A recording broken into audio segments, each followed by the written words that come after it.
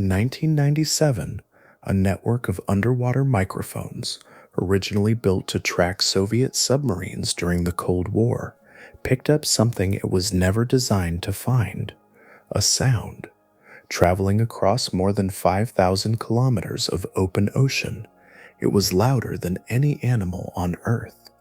Louder than a blue whale, the loudest creature known to science, by a margin that didn't make sense. It rose in frequency for nearly a minute, and then it was gone. Scientists gave it a name, the Bloop.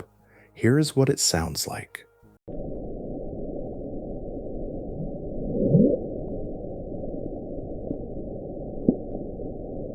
They traced it toward the deep southern Pacific. They ran it through every database they had, and they found nothing that matched. That was almost 30 years ago. The Bloop was not the only one. The Mariana Trench, the deepest place on the planet, a crack in the seafloor so deep that Mount Everest would fit inside it with a mile of water still above the peak, sits inside one of the most acoustically strange environments ever studied. Instruments placed near it don't just pick up local noise, they receive signals from thousands of kilometers away, and what they receive does not always have an explanation. Sounds that return on a pattern, sounds recorded once and never again, sounds that don't match earthquakes, don't match ice, don't match any known animal, don't match anything in the database. Some have been assigned probable causes, some remain officially open, and some have been sitting in a file for decades, labeled the same way they were the day they were first recorded: unknown. The deep ocean is the least explored place on Earth. More than 80% of it has never been mapped in detail. The deepest parts are less understood than the surface of Mars, and from somewhere down there, something is making noise. In this video, we go through the strangest sounds ever recorded near the Mariana Trench, what the science can confirm, what it can't, and what, after decades of the most advanced underwater listening technology ever built, still has no answer. But before we begin, I'm curious, is this your first time here, or have you been down this rabbit hole with us before? Let me know in the comments. Now let's begin. Before any signal was ever named, before any waveform was slowed down and studied, the ocean had already been carrying sound across distances that feel almost abstract, not as an occasional event, but as a constant quiet transmission moving through water that never truly rests. What reaches an instrument on the seafloor is not just a sound, but the continuation of motion that may have begun thousands of kilometers away, arriving intact because the ocean allows it to travel without interruption. Sound, at its simplest, is pressure moving through a medium, and water holds that pressure far more tightly than air ever could.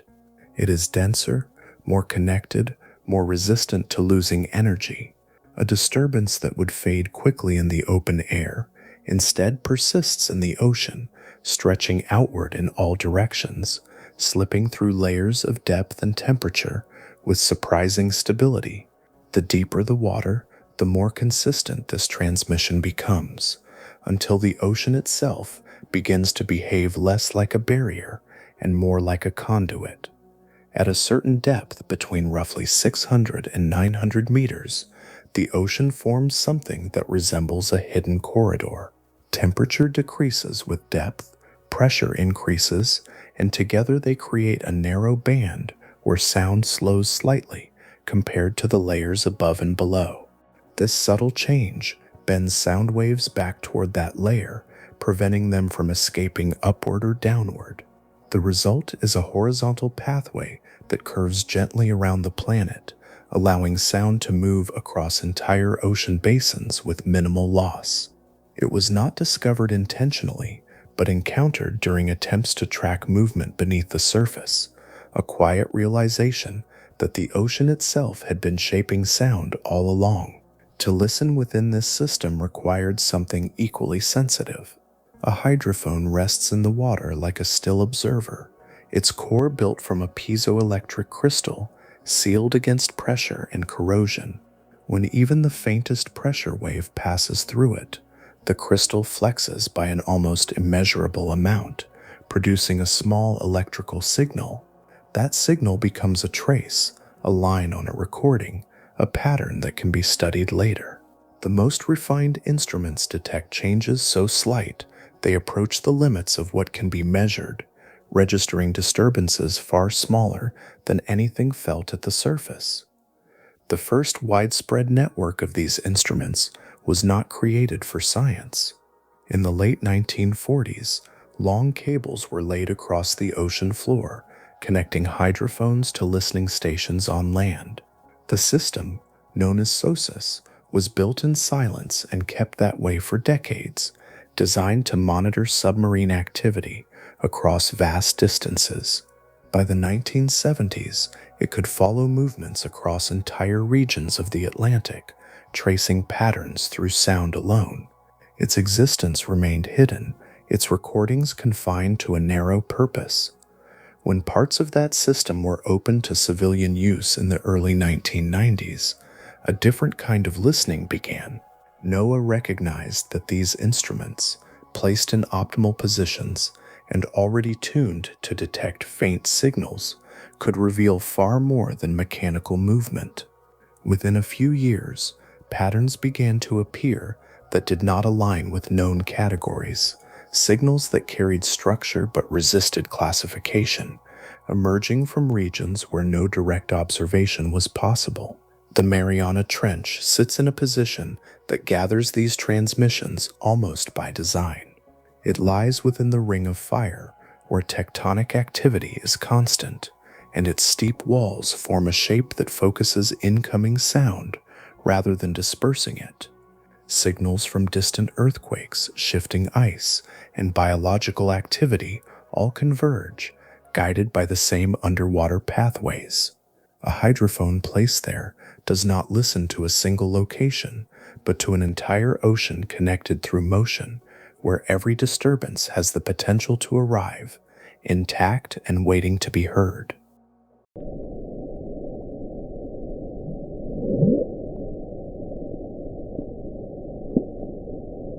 A pattern appeared in the data before anyone had a name for it.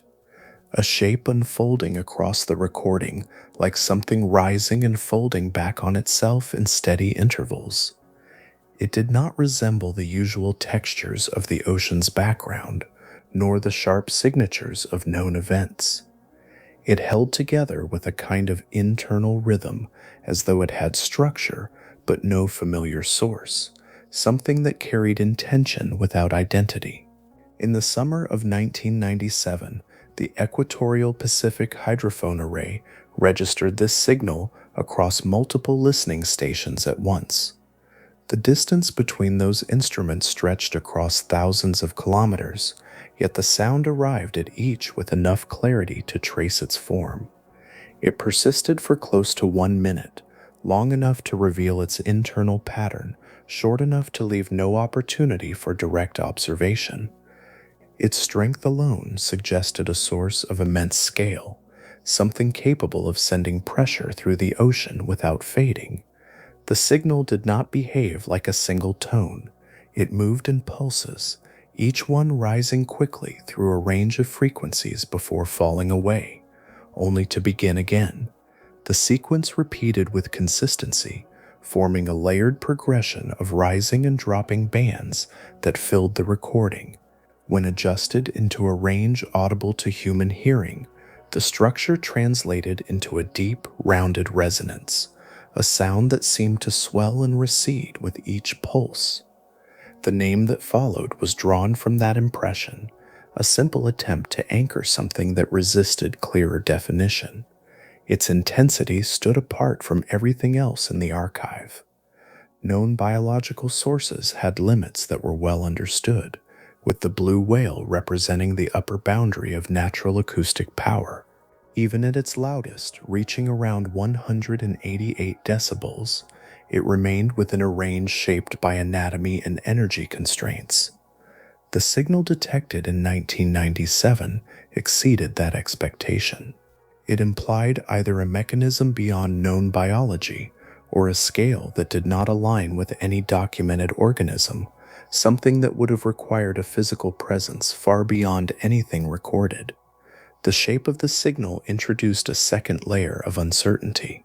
Rising frequency patterns, often described as upsweeps, are associated with certain animal calls, particularly those produced by large marine species capable of modulating sound over time. That resemblance suggested a biological origin in early analysis, not as a conclusion, but as a category worth examining. Yet no known species matched both the pattern and the intensity. The combination did not fit within existing frameworks, leaving the resemblance without confirmation. Using the timing differences between hydrophones, researchers estimated a broad origin in the South Pacific, west of the southern tip of South America. The calculation narrowed the location to a region, not a point, leaving a wide margin of uncertainty. The ocean in that area spans vast distances with little direct observation, and the signal's strength allowed it to travel beyond the precision of its own origin. In 2005, a formal explanation was proposed, linking the sound to icequake activity in Antarctica. Large ice masses fracture and shift under stress, releasing energy that propagates through water as acoustic waves. The rising frequency structure aligns with how fractures move through ice, and the general location corresponds with Antarctic dynamics. The classification described the signal as consistent with icequakes, a careful alignment rather than a definitive identification. Certain details remained unresolved. The amplitude did not precisely match documented icequake recordings, and the finer structure of the signal had not been reproduced under known conditions. The archive surrounding 1997 offered no comparable events, either before or after. Icequakes occur regularly, often producing detectable signals across ocean basins, yet none mirrored the exact profile captured in that single minute. The record stands alone, a solitary entry within a much larger collection, defined as much by its isolation as by its form. Whether it reflects a rare convergence of conditions or a process not yet fully described, it remains fixed in the archive as something heard clearly once, then never again, a moment where the ocean carried a pattern that fit within reach of understanding, but not entirely within it.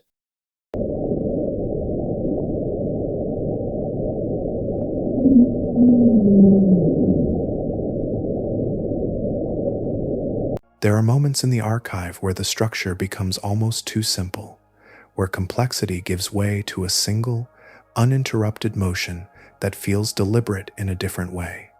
Not layered, not pulsing, but continuous, as if something moved through the ocean without interruption, leaving behind a clean trace that never breaks its own form. On the 1st of March 1999, that kind of signal appeared. It was brief, lasting only 15 seconds, yet it reached across the full span of the equatorial Pacific listening network. Hydrophones separated by vast distances registered it nearly at once, each recording the same smooth progression. For such a short event to carry that far, the energy behind it must have been considerable, enough to move through the ocean without fragmenting or fading into the background. The shape of the sound was unlike the patterned structures that sometimes emerge in long recordings.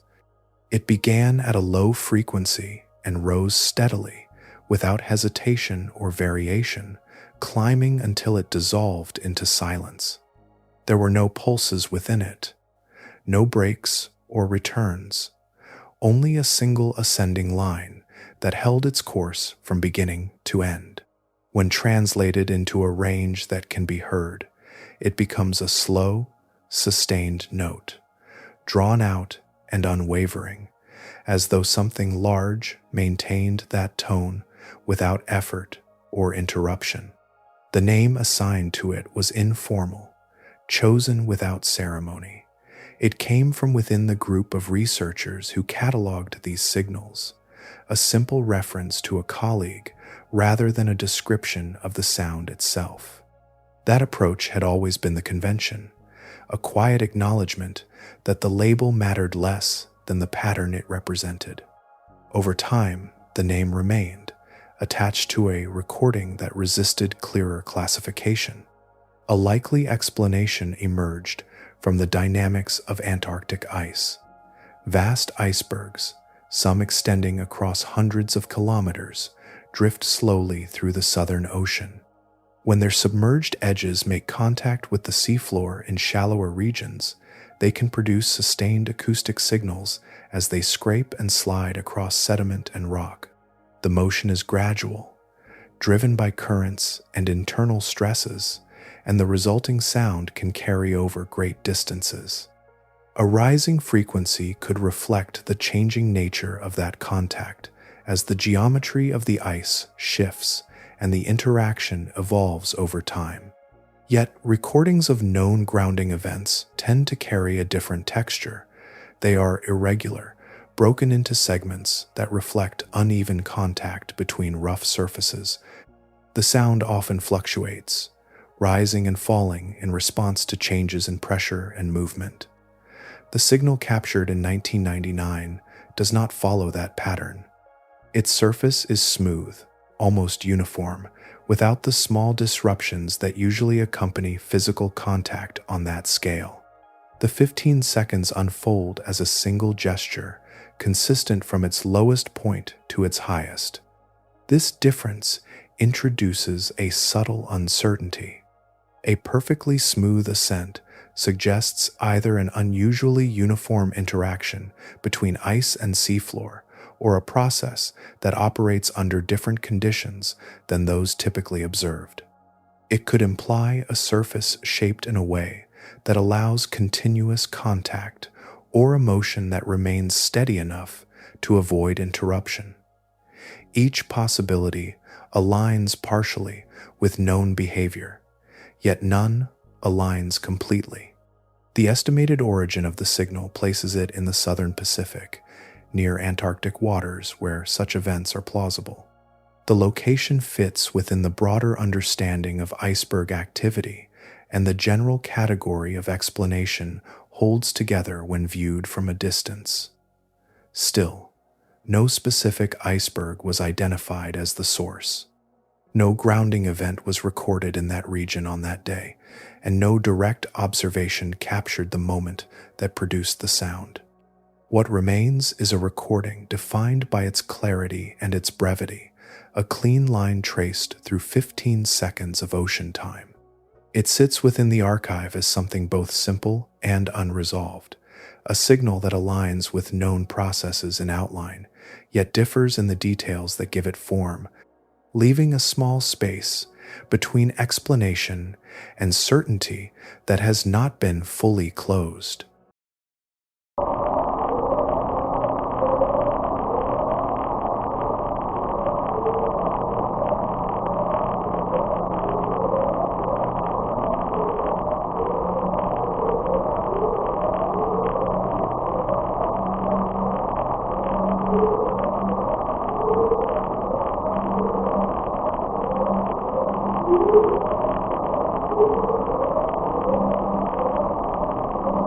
Some signals leave a single trace and disappear into the archive, fixed to a moment that never repeats. Others return with a kind of quiet regularity, not drifting, not fading, but arriving again as though guided by a pattern that sits beyond immediate observation. Among these, one has persisted with a steadiness that feels almost measured, a recurrence that follows time rather than chance. It was first recorded in August 1991, long before many of the other signals were noticed, and it has continued ever since. Year after year, it appears without interruption, always from the same region, always with the same underlying structure. It strengthens during the transitional periods of spring and autumn, softens during the extremes of summer and winter, then rises again, maintaining a rhythm that aligns not with isolated events, but with cycles that repeat across decades. The sound itself unfolds as a sequence of narrow bands, each one climbing gently in frequency before ending, followed by another, and then another, continuing for hours at a time. At around 40 hertzes, it exists below the threshold of unaided hearing, requiring translation into a higher range to be perceived. Once shifted, it becomes a series of short, ascending tones, each one clear and contained, forming a pattern that feels both consistent and restrained, without the abrupt edges or irregular bursts often associated with geological activity. What defines this signal is not only its structure but its timing. Geological processes tend to operate without regard for the calendar, unfolding according to stress, pressure, and the slow movement of material beneath the surface. Earthquakes do not align with seasons, and volcanic eruptions do not prefer one part of the year over another. The presence of a repeating seasonal pattern suggests a system influenced by broader environmental cycles, something that responds to gradual changes rather than sudden shifts. The location of the signal has remained stable since its first detection. Triangulation places it in the South Pacific, near the Pacific Antarctic Ridge, a region where tectonic plates slowly separate and new material rises from below. It is an area of continuous geological activity, though much of it occurs beyond direct observation. Despite this, the signal has not wandered. It originates from the same point each year, maintaining a consistency that allows it to be followed across time without ambiguity. One explanation considers the possibility of a submarine volcanic feature, perhaps a seamount or a vent system, responding to subtle variations in the overlying ocean. As surface waters cool or warm with the seasons, the pressure exerted on the structures below changes slightly. These shifts, though small, could influence how magma or heated fluids move through internal pathways, altering the acoustic output in a way that follows a seasonal cycle. The rising tones could reflect changes in flow, pressure, or resonance within those hidden structures. Yet even this explanation remains incomplete. No specific volcanic feature has been directly identified at the precise location of the signal. The seafloor in that region has not been mapped in sufficient detail to reveal a clear source, and no visual confirmation has linked a known structure to the sound. The signal exists as a coordinate without a visible origin, a point in the ocean defined by what it produces rather than what can be seen. What makes this persistence notable is not only its duration, but its singularity. No other signal in the global hydrophone record follows the same pattern with the same consistency. Other regions of volcanic activity produce sound, but none display this steady alignment with seasonal cycles over such a long period. After more than 30 years of observation, the source remains unresolved, anchored to a fixed location that continues to produce the same rising tones, marking time in a way that suggests a process still unfolding beneath the surface, steady and unobserved.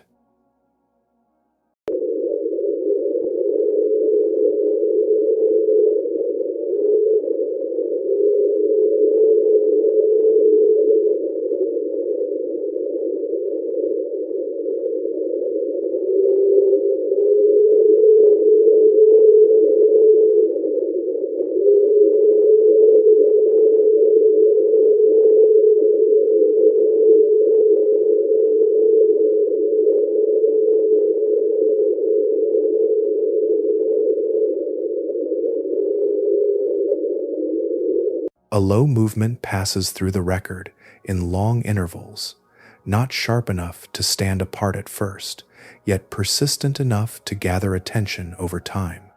It does not rise cleanly or hold a single tone, but shifts in weight, a slow breathing of sound that expands and settles, repeating with a steadiness that suggests an underlying rhythm rather than a sudden event.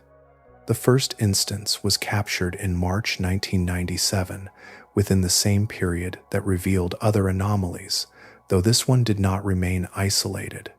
It returned again and again, separated by weeks or months, each appearance carrying the same signature, each one originating from roughly the same region of the Pacific.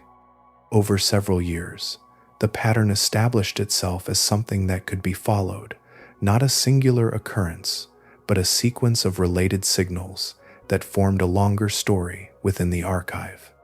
Its structure is grounded in depth rather than variation. The frequency rests near 15 hertzes, well below direct human perception, where sound becomes more a sense of pressure than a distinct tone. When translated upward into an audible range, it takes on a rolling quality, a drawn-out rumble that rises and falls gently, as though passing over an uneven surface. The motion is continuous, without abrupt breaks, shaped by a gradual modulation in amplitude that gives it a sense of pacing rather than repetition. This recurrence provides a different kind of opportunity. A signal that returns can be compared across time, its changes measured, its consistencies noted. Each instance adds detail, allowing patterns to emerge that would remain hidden in a single recording. Yet with this signal, increased observation has not led to clarity. The more it has been studied, the more its behavior has resisted alignment with known processes, maintaining its form without revealing a definitive source. The estimated origin places it near the Pacific Antarctic ridge, an area where tectonic plates slowly separate and magma rises to occupy the space between them.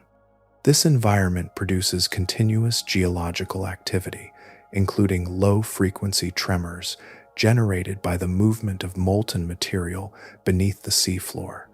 Such tremors are often irregular, shaped by shifting pressure and the complex pathways through which magma travels. This setting provides a plausible context, grounding the signal within a region already defined by motion. Yet the signal itself does not follow the expected pattern of that environment. Volcanic tremor typically appears as a series of uneven bursts, fluctuating in both intensity and frequency as conditions change. The sound recorded here maintains a steady undulation, a measured rise and fall that repeats with consistency. It suggests a process that operates with a degree of regularity, something that cycles rather than fluctuates, holding a rhythm that is not easily explained by chaotic movement alone. Several possibilities have been considered. One involves resonance within a magma-filled chamber, where pressure variations could produce standing waves that shape the outgoing sound. Another considers the role of hydrothermal systems, where fluid moving through confined channels might create periodic fluctuations in pressure. A third possibility involves the gradual release of gases, forming a cycle that manifests acoustically as a slow modulation. Each of these ideas aligns with certain aspects of the signal, yet none fully accounts for its sustained regularity. The difficulty lies in the absence of direct observation. The region has not been mapped in sufficient detail to identify a specific structure responsible for the sound, and no instrument has been positioned close enough to capture the source itself. The signal remains at a distance, defined by how it travels rather than where it begins. What persists is a series of recordings that maintain their identity across years, each one echoing the same slow movement, each one reinforcing the presence of something that operates with quiet consistency beneath the seafloor. It exists within a known geological setting, yet follows a pattern that does not fully belong to it, leaving a trace that can be followed in time, but not yet fully understood in origin.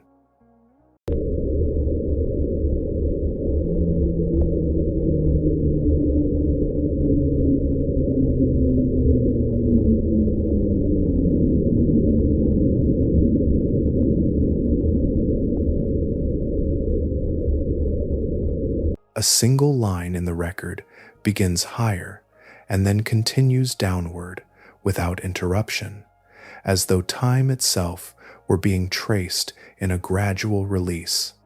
It does not return to where it started, does not divide into smaller patterns, but moves in one direction only, carrying a quiet sense of motion that unfolds steadily across its entire length. On the 19th of May, 1997, this signal was captured across multiple hydrophones within the equatorial Pacific Array. It extended for approximately 7 minutes, making it the longest continuous event among the cataloged sounds from that period. Its presence was not abrupt, nor did it arrive in fragments. It held together from its first moment to its last, maintaining a singular trajectory that could be followed without deviation. The defining feature lies in its frequency, which begins near 2.3 Hz and declines gradually to around 1.8 Hz by the end of the recording.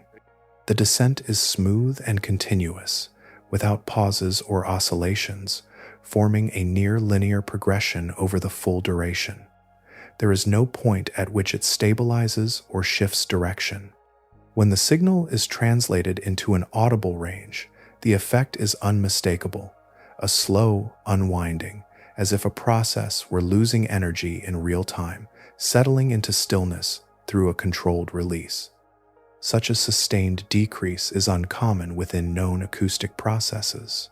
For a frequency to fall in this manner, the source must undergo a consistent change over time. One possibility involves physical deceleration, where an object loses speed, altering the frequency of the sound it produces. Another involves movement relative to the listener, where increasing distance can shift the perceived frequency through the Doppler effect. A third possibility lies in changing internal conditions, where the structure generating the sound adjusts its own resonance as pressure or configuration evolves. Each of these mechanisms implies a specific kind of motion or transformation. The leading explanation centers on a large iceberg interacting with the seafloor. In the Southern Ocean, ice masses drift slowly, guided by currents and shaped by their own weight. When they encounter resistance, whether through contact with shallow terrain or opposing flows, they can decelerate over extended periods. As their motion slows, the frequency of the sound they generate would gradually decrease, reflecting that loss of speed. A 7-minute descent aligns with the timescale of such a process, suggesting a large mass adjusting its movement in response to its surroundings. Triangulation places the origin near the international dateline in the southern Pacific, within a region where iceberg activity is consistent with this interpretation. The area is vast and sparsely monitored, particularly during the late 1990s, leaving much of its activity unobserved. No specific iceberg was identified at the time, and no direct record exists of a deceleration event matching the signal. The explanation rests on alignment with known behavior rather than confirmation through observation. What continues to draw attention is the precision of the descent. A natural interaction between ice and seafloor would be expected to introduce irregularities, small fluctuations reflecting uneven contact and variable resistance. The recorded signal, by contrast, maintains a remarkably smooth curve, as though the process behind it followed a consistent rate of change without interruption. This level of uniformity suggests conditions that would need to be unusually stable, or a mechanism that operates differently than typical grounding events. The recording remains as a continuous trace, a gentle slope extending across 7 minutes of ocean time. It carries the imprint of a process that can be described in broad terms, yet retains details that do not fully align with expectation. Within that difference lies a small distance between explanation and certainty, where the signal continues to exist as both understood in outline and unresolved in its finer structure.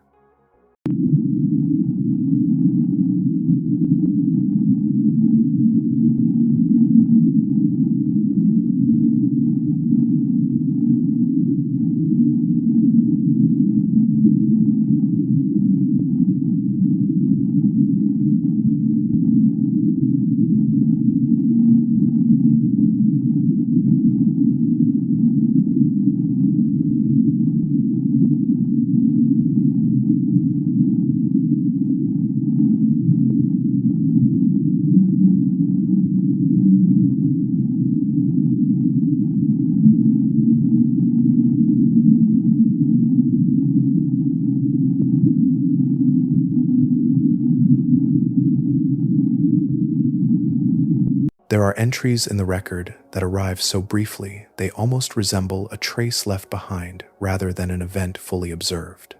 A line appears, complete in its shape, then disappears before any surrounding context can form around it.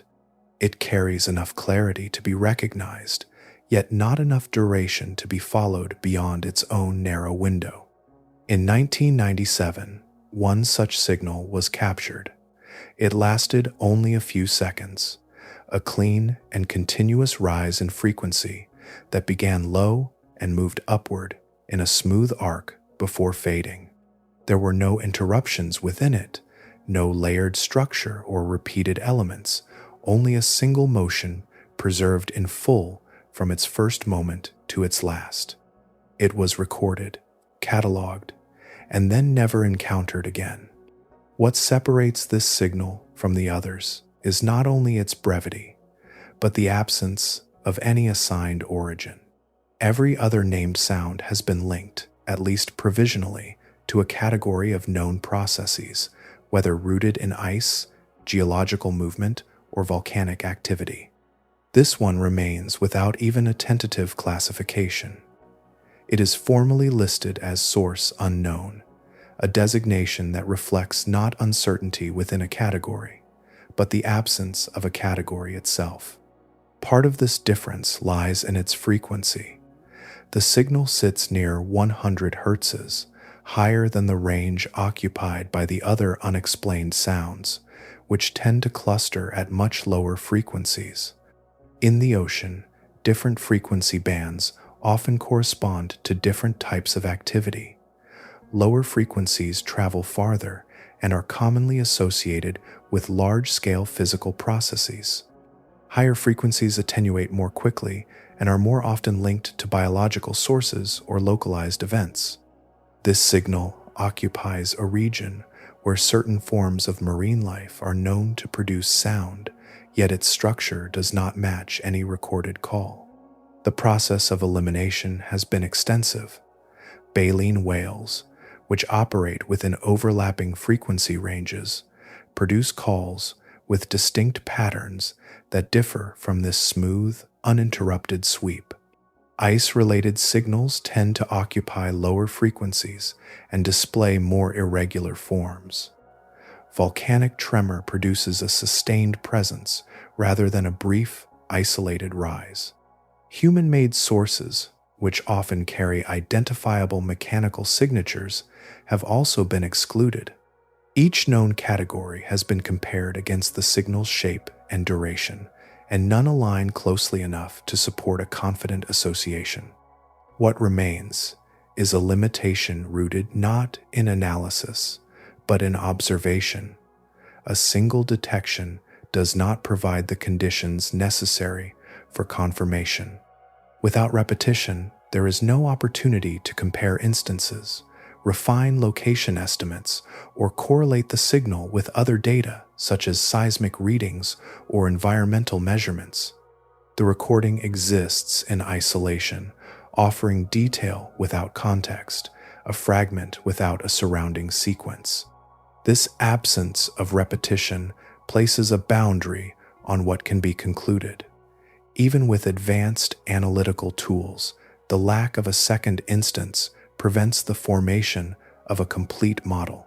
The signal can be described precisely in terms of its frequency and duration, yet the process that produced it remains beyond direct inference. Beyond the specifics of this recording, there is a broader implication tied to the limits of coverage. The ocean is not continuously observed in all regions. Hydrophone arrays, though capable of detecting distant signals, are spaced with gaps between them, leaving large areas unmonitored. A sound detected once within the network may occur elsewhere without being recorded, repeating unnoticed beyond the range of available instruments. Within that context, this brief signal occupies a position that is both specific and uncertain. It is defined clearly in its recorded form, yet exists within a system where absence of evidence cannot be separated from absence of occurrence. It remains a single line within the archive, complete in itself and open in its origin, a moment where the ocean produced a pattern that entered the record once and did not return. Not every signal earns a name, and most never leave the place where they were first recorded. They pass through the system, are stored with a timestamp and a set of measurements, and remain there without further attention. What becomes visible to the wider world is a small, curated selection, while a far larger collection rests quietly in the background, preserved but not fully explored. The 6 sounds that reached public attention represent only a narrow slice of a much larger record. Within the NOAA Hydrophone archive, there are hundreds of detections that did not follow a known pattern, each one logged and assigned a basic classification, often marked simply as unclassified. These entries were not dismissed, but they were not pursued in detail either. They remain as traces of events that did not fit into existing categories, set aside in a system designed to capture more than it could immediately explain. Several practical limits shape this outcome. A signal detected by only one hydrophone cannot be precisely located, and without a reliable position, it becomes difficult to associate it with a specific process. Triangulation requires multiple detections, and without that geometry, the source remains undefined.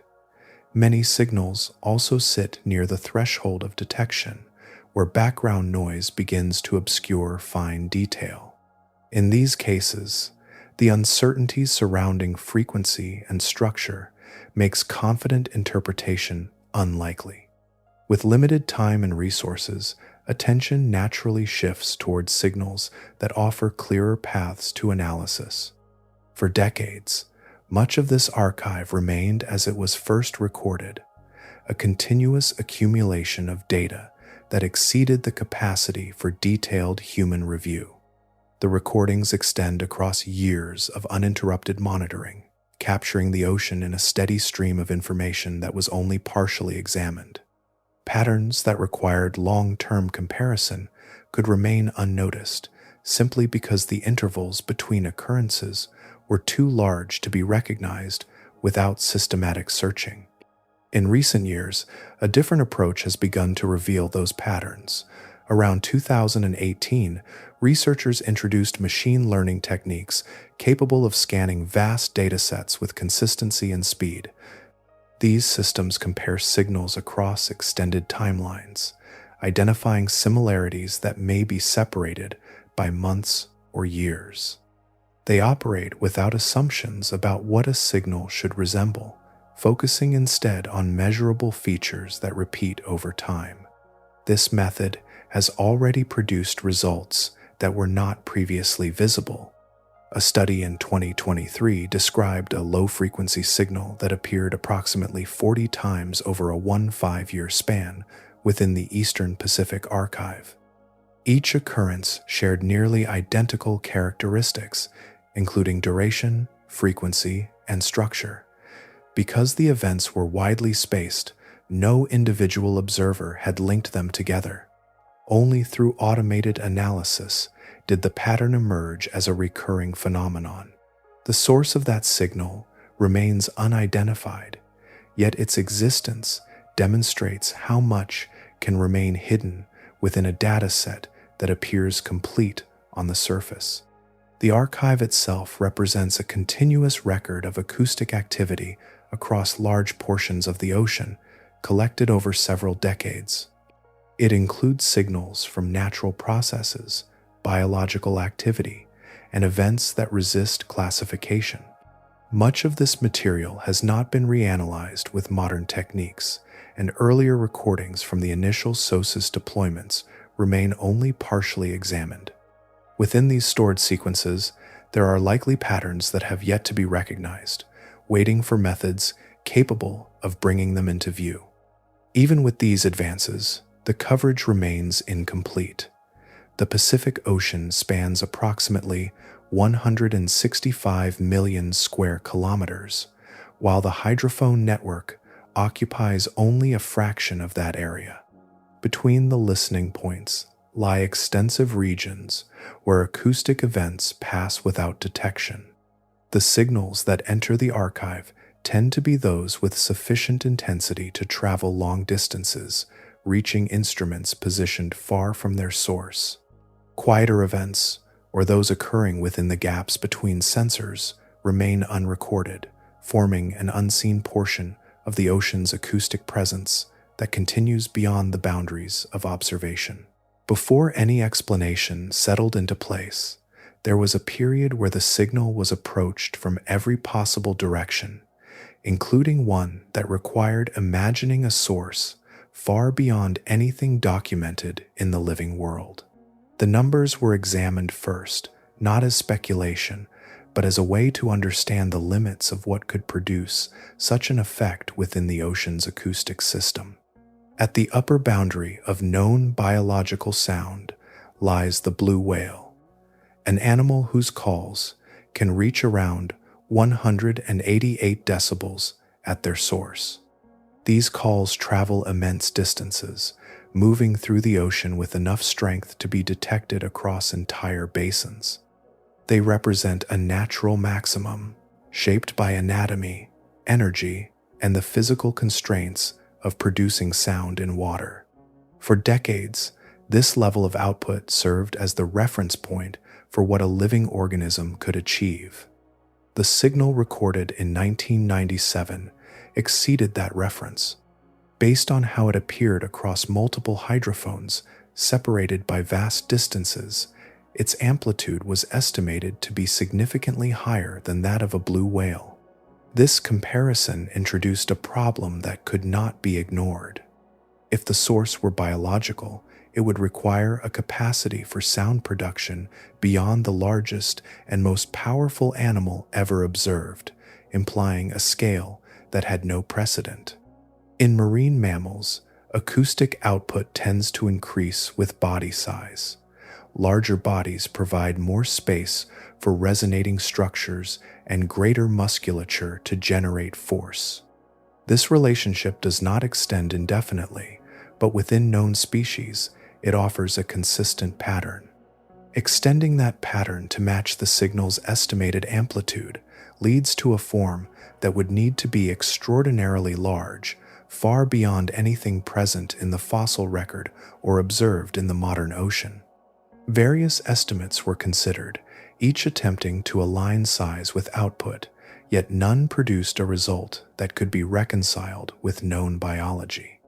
This line of reasoning remained within the scientific process, even as it approached its limits. It was not pursued as a likely explanation, but as a necessary calculation, a way to test whether the signal could fit within the boundaries of life as it is understood. Outside of that process, the idea of a massive, unknown organism gained attention, drawing from older narratives of large, unseen creatures in the deep. Within scientific analysis, however, the absence of supporting evidence became decisive.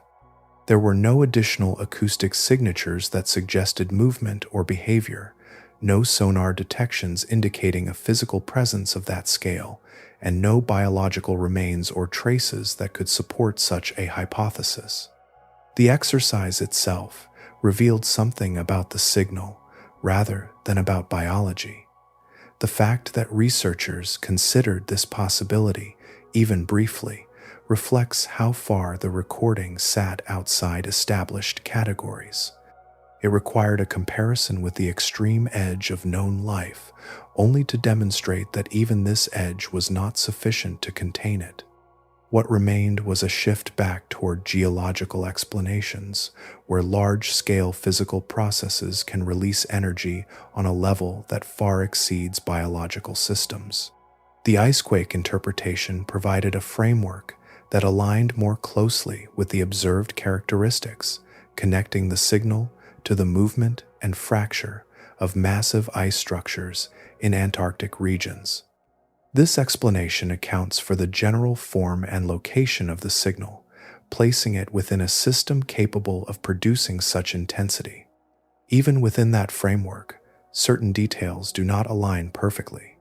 The amplitude remains difficult to match precisely with documented icequake events, and the specific structure of the signal has not been reproduced in controlled observations. Among those who study ocean acoustics closely, there is an awareness that the explanation fits broadly, yet leaves a margin where the data does not fully converge. That margin remains small but persistent, a space where the signal exists between categories, understood in part, unresolved in detail, carrying with it the imprint of something that required the limits of both biology and geology to be examined before an answer could be approached. Far to the south, beyond the regions most often imagined, there is a mass that moves without drawing attention to its motion. It appears still when viewed from a distance, a continuous white surface that seems fixed in place. Yet beneath that stillness, it is always shifting, always responding to its own weight and the slow pull toward the surrounding ocean. Antarctica holds approximately 26.5 million cubic kilometers of ice, a volume that would raise global sea levels by about 58 meters if it were to disappear. That ice is not static. It flows outward from the continent's interior, driven by gravity, advancing in increments that range from a few centimeters to several kilometers each year. The movement is gradual, but the scale is vast, and within that scale, stress accumulates along fractures, boundaries, and contact points with the underlying rock. When that stress exceeds the strength of the ice, it releases suddenly. A fracture forms and propagates, sometimes across distances measured in kilometers, breaking the continuity of the ice mass in an instant. This event, known as an icequake, carries energy comparable to a small earthquake. The force travels through the ice itself, transfers into the seafloor, and then enters the water column as a pressure wave, continuing outward across the ocean. The magnitude of that release can be difficult to grasp. Large icequakes, involving icebergs of extraordinary size, can release energy in the range of billions of joules. Once that energy enters the ocean, it moves efficiently through the water, maintaining its structure over great distances. Such signals have been recorded thousands of kilometers from their source, confirming that the acoustic output of these events can rival or exceed the most powerful biological sounds. Some of the ice masses involved in these processes extend far beyond ordinary scale. Tabular icebergs, with their broad, flat surfaces, can span areas comparable to entire countries. Iceberg B-15, which broke away in 2000, measured approximately 295 kilometers in length and 37 kilometers in width, an expanse larger than Jamaica. When formations of this size fracture, shift against the seafloor, or collide with one another, the resulting energy release occurs across an immense surface, producing acoustic signals that reflect both the scale and the speed of the event. The structure of those signals carries information about how the fracture unfolds. As a crack moves through ice, it advances at a measurable rate, often several kilometers per second. This moving boundary acts as a source that changes position continuously, altering the frequency of the sound as it progresses. The result is a rising frequency profile, a pattern where each moment reflects the motion of the fracture itself. This characteristic has been observed in modern recordings of icequakes, aligning with certain features seen in earlier unexplained signals. Understanding of these processes has developed over time. In 1997, when some of the most notable recordings were made, dedicated monitoring of Antarctic ice activity was still limited. The database of known icequake signatures was relatively small, providing only a narrow basis for comparison. Researchers worked with what was available, identifying similarities where they could, yet lacking the breadth of data needed for precise matching. Since then, expanded monitoring efforts have produced a much larger collection of recorded icequake events.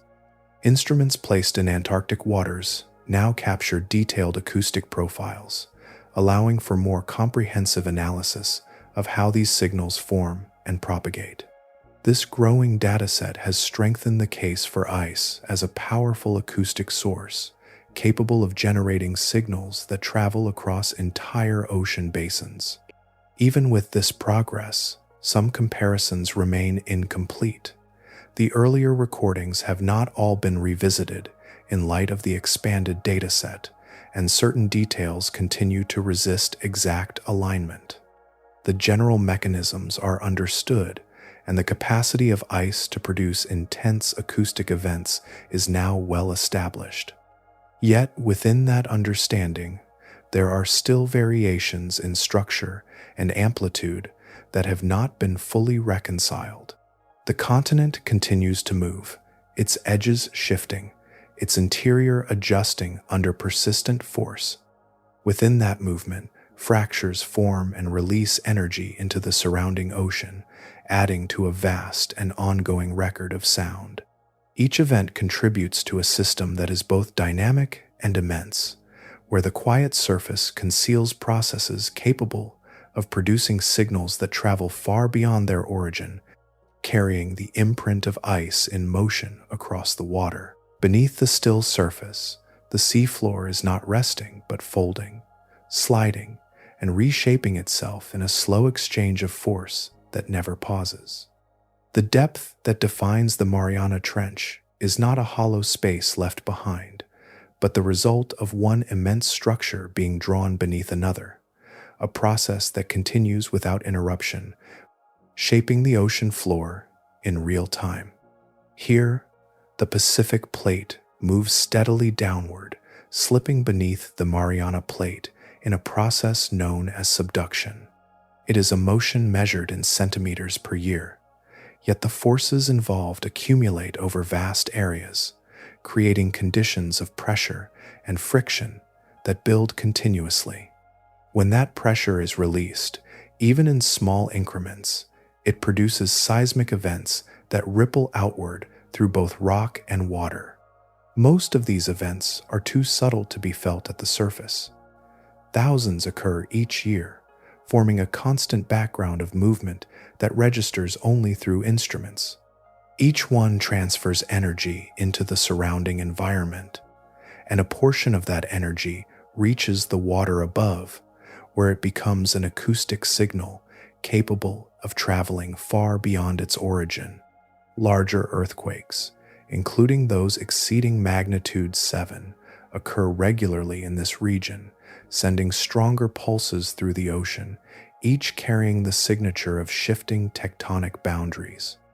At the interface between solid rock and open water, some of this seismic energy transforms into a different form. It enters the ocean as a pressure wave, moving through the same pathways that carry other distant signals.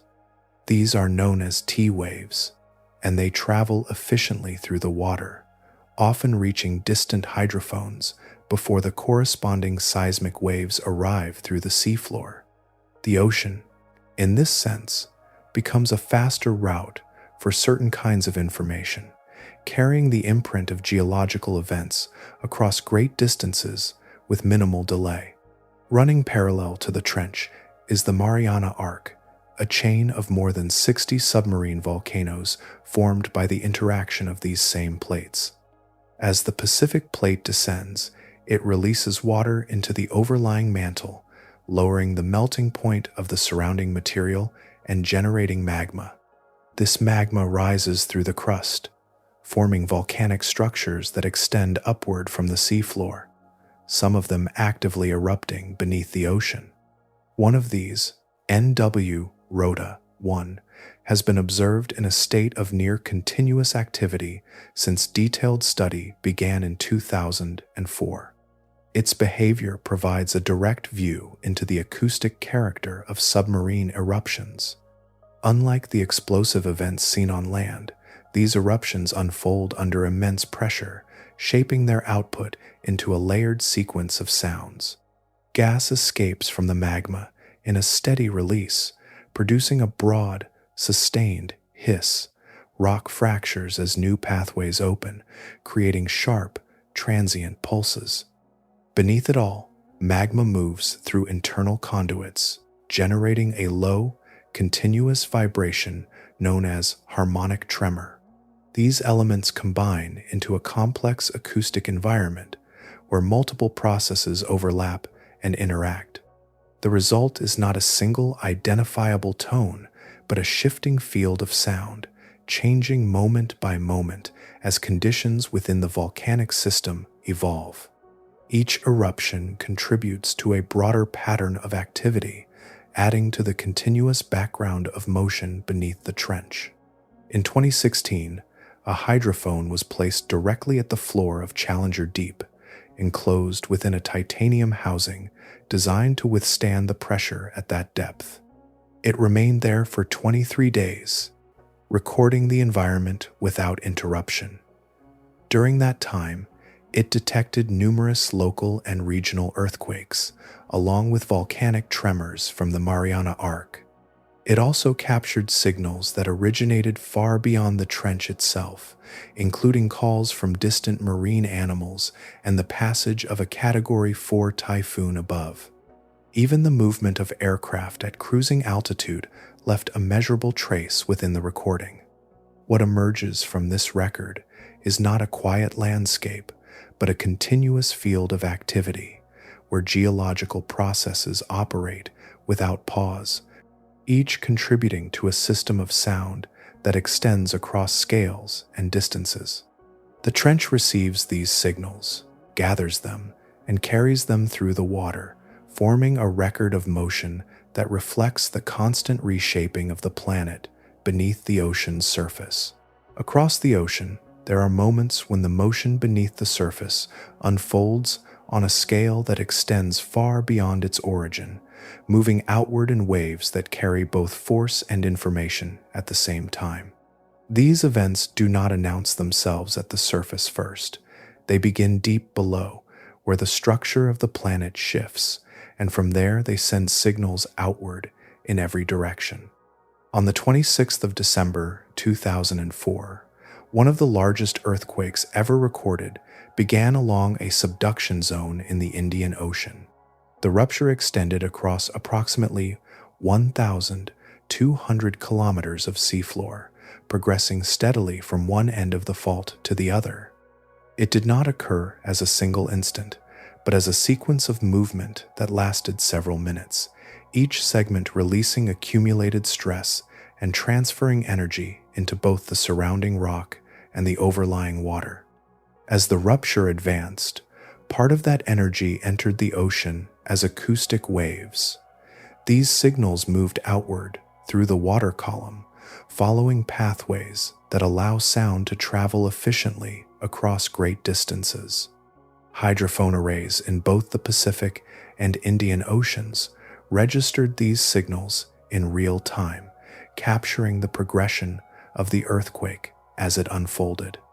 Within the recordings, the fracture could be traced as it moved along the fault, advancing at a speed of approximately 2.8 kilometers per second, a continuous sequence of motion translated into sound. This transmission carried information about the event long before its effects reached distant coastlines. The acoustic waves traveled quickly, reaching monitoring stations thousands of kilometers away within minutes. At the same time, the displacement of water above the rupture began to form a tsunami, a wave that would move outward more slowly, taking time to cross the ocean basin before reaching land. Despite the availability of these signals, there was no system in place to use them as a warning. In 2004, the Indian Ocean did not have a comprehensive tsunami detection network. The acoustic and seismic data were recorded, but they were not being interpreted with the specific goal of issuing alerts. Coastal populations in Thailand, Sri Lanka, India, and Indonesia received no effective warning before the waves arrived. The information existed within the system, yet it did not translate into action. The time difference between the arrival of acoustic signals and the arrival of the tsunami represented a significant interval. Depending on location, this interval ranged from minutes to over an hour. T-waves from the earthquake reached distant hydrophones rapidly, providing early evidence of the event's scale and progression. With an integrated monitoring system, these signals could have been used to estimate the potential for a tsunami and to communicate that risk to vulnerable regions. The available window, between 15 and 90 minutes, would have allowed for evacuation in many areas, reducing the impact of the disaster. Following the event, the role of underwater acoustics began to change. Investment in monitoring systems expanded, particularly within the Indian Ocean, where new networks were established to detect seismic and acoustic signals in real time. Hydrophones became part of a broader infrastructure designed to provide early warning, working alongside seismic stations and ocean buoys to create a more complete picture of events as they occur. At a global level, the International Monitoring System, originally developed to detect nuclear tests, incorporated these capabilities into its operations. Its hydrophone network now serves a dual purpose, contributing both to treaty verification and to the detection of natural events that carry implications for human safety. The same sensitivity that allows it to register distant signals also enables it to function as an early indicator of large-scale disturbances beneath the ocean. This shift reflects a broader recognition of what these signals represent. The sounds carried through the ocean are not limited to isolated phenomena or distant curiosities. They are direct expressions of processes that shape the surface world, carrying information that can be used to understand and respond to events as they unfold. Within that understanding, the act of listening becomes part of a system that connects deep ocean activity with human awareness, translating motion beneath the water into knowledge that can influence what happens above it. At a depth where light no longer exists, movement continues in forms that do not rely on sight. The seafloor at these depths is not an empty expanse, but a place where life persists under conditions that reshape the structure of every organism that exists there. Temperature remains just above freezing, and pressure increases to levels that would collapse most surface-adapted bodies instantly. Yet within that environment, living systems continue to function with quiet consistency. The floor of the trench supports an ecosystem that operates entirely without sunlight. Energy arrives in fragments, carried downward from the surface as organic material or generated through chemical processes that do not depend on photosynthesis. Within this system, each organism exists in a form that reflects the constraints of its surroundings, shaped by pressure, in ways that alter both structure and composition.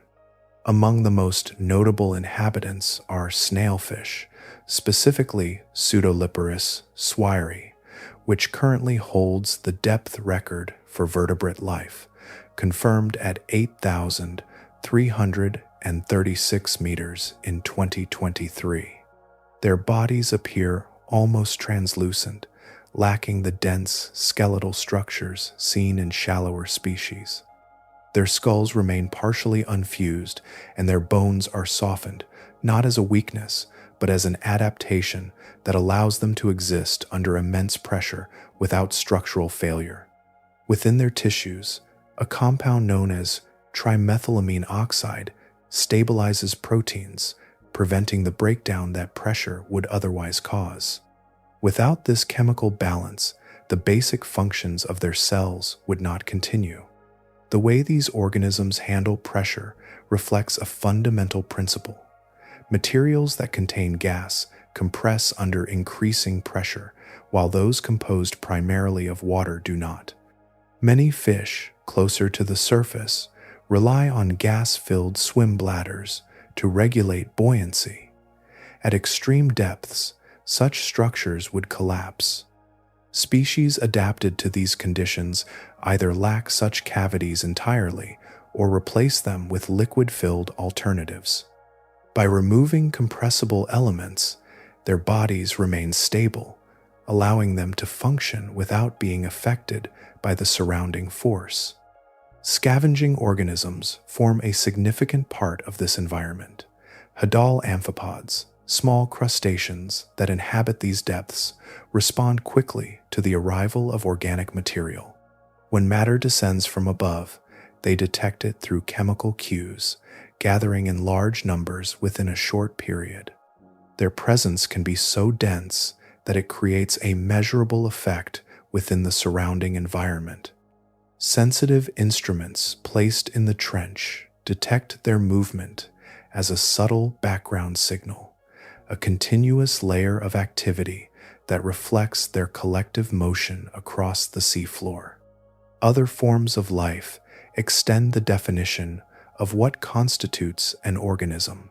Xenophyophores, single-celled entities that can reach up to 20 centimeters in size, construct elaborate structures from sediment particles. These formations are fragile, unable to withstand the change in pressure that occurs when brought to the surface. Their existence was confirmed in the Mariana Trench in 2011, adding to a growing recognition that life at these depths operates under rules that differ from those observed in more accessible environments. The presence of these organisms reflects a broader pattern in the exploration of deep environments. Earlier assumptions held that such depths would be devoid of life, defined by conditions too extreme for biological systems to endure. Each successive exploration has challenged that assumption, revealing organisms at greater depths and under higher pressures than previously considered possible. The limits of life continue to shift with each observation, expanding beyond earlier expectations. Within this environment, biology adapts not by resisting pressure, but by aligning with it, forming structures that remain stable within a constant force. The organisms that exist here do not stand apart from their surroundings, but are shaped by them in fundamental ways. Their presence demonstrates that even in conditions defined by darkness and compression, life persists, forming systems that function within boundaries once thought to be absolute, extending the known range of biological possibility deeper into the ocean. There is a layer of perception in the ocean that does not depend on sight, a way of sensing presence that moves through water rather than across it. In the absence of light, interaction becomes a matter of pressure, vibration, and the faint movements that pass between bodies as they move through the same medium. Along the sides of many deep-sea fish runs a system that functions as an extension of their awareness. The lateral line is composed of sensory cells arranged in a continuous channel, each one tuned to detect minute changes in water movement. These shifts can be extraordinarily small, measured at the scale of nanometers, yet they carry enough information to reveal the motion of nearby organisms. In this environment, the movement of water becomes a map, allowing a fish to sense the approach of another body, to detect direction, speed, and proximity without ever seeing it. This system operates continuously, turning the surrounding water into a field of signals that can be read in real time. Further above, where pressure begins to ease but darkness remains, larger predators rely on a different form of acoustic interaction. Sperm whales descend to depths exceeding 2,000 meters, entering regions where light no longer reaches. They produce powerful clicks using structures within their heads, focusing these sounds forward into the water. Each click travels outward, encounters objects, and returns as an echo that carries information about shape, distance, and movement. These signals can reach intensities of up to 230 decibels at the source, making them the most intense biological sounds known. The returning echoes form a continuous stream of information, allowing the whale to locate and track prey within complete darkness. Not all acoustic activity at depth is deliberate. In shallower regions, colonies of snapping shrimp create a continuous background of sound through rapid mechanical action. By closing a specialized claw at high speed, they generate a cavitation bubble that collapses almost instantly, producing a sharp pulse. When thousands of individuals act simultaneously, the result is a dense, crackling field of sound that fills the surrounding water. This collective output has been strong enough to interfere with sonar systems, introducing a layer of biological noise that had to be understood before it could be distinguished from other signals. Within deeper environments, many fish species are capable of producing sound through internal mechanisms. Muscles contract against structures associated with buoyancy, creating vibrations that propagate outward. In regions closer to the surface, these calls have been cataloged extensively, with distinct patterns linked to specific species. At greater depths, such as those inhabited by snailfish near 8,000 meters, this aspect of behavior remains largely unrecorded. The anatomical capacity exists, suggesting that similar forms of communication occur, yet direct evidence from those depths has not been obtained. Between these zones lies a layer defined by collective movement. From 200 to 1,000 meters, a vast aggregation of small organisms rises and falls over a daily cycle. As night approaches, this layer ascends toward the surface to feed, then descends again with the return of daylight. The scale of this migration involves millions of individuals moving together, producing a consistent acoustic signature that can be detected by instruments. This movement forms a daily rhythm within the ocean, a pattern that repeats with regularity and contributes to the overall soundscape. Among the signals recorded across ocean basins, there are also individual sources that do not align with established categories. Since 1989, a single whale has been detected calling at a frequency of 52 hertzes, a range that does not match known blue whale or fin whale patterns. Its calls have been recorded repeatedly over decades, tracing a path through the North Pacific. It has not been visually identified, and its biological classification remains uncertain. The sound persists, a solitary pattern within a larger system of communication, carrying information without a confirmed source. In these layers of interaction, sound becomes the primary medium through which presence is understood. Each movement, whether deliberate or incidental, contributes to a continuous exchange that allows organisms to navigate, locate, and respond to one another. The ocean, in this sense, is not silent in the absence of light, but filled with signals that define how life persists within its depth. There is a depth beyond familiar boundaries where the rules that shape surface life lose their relevance, where energy arrives not from above, but from within the earth itself.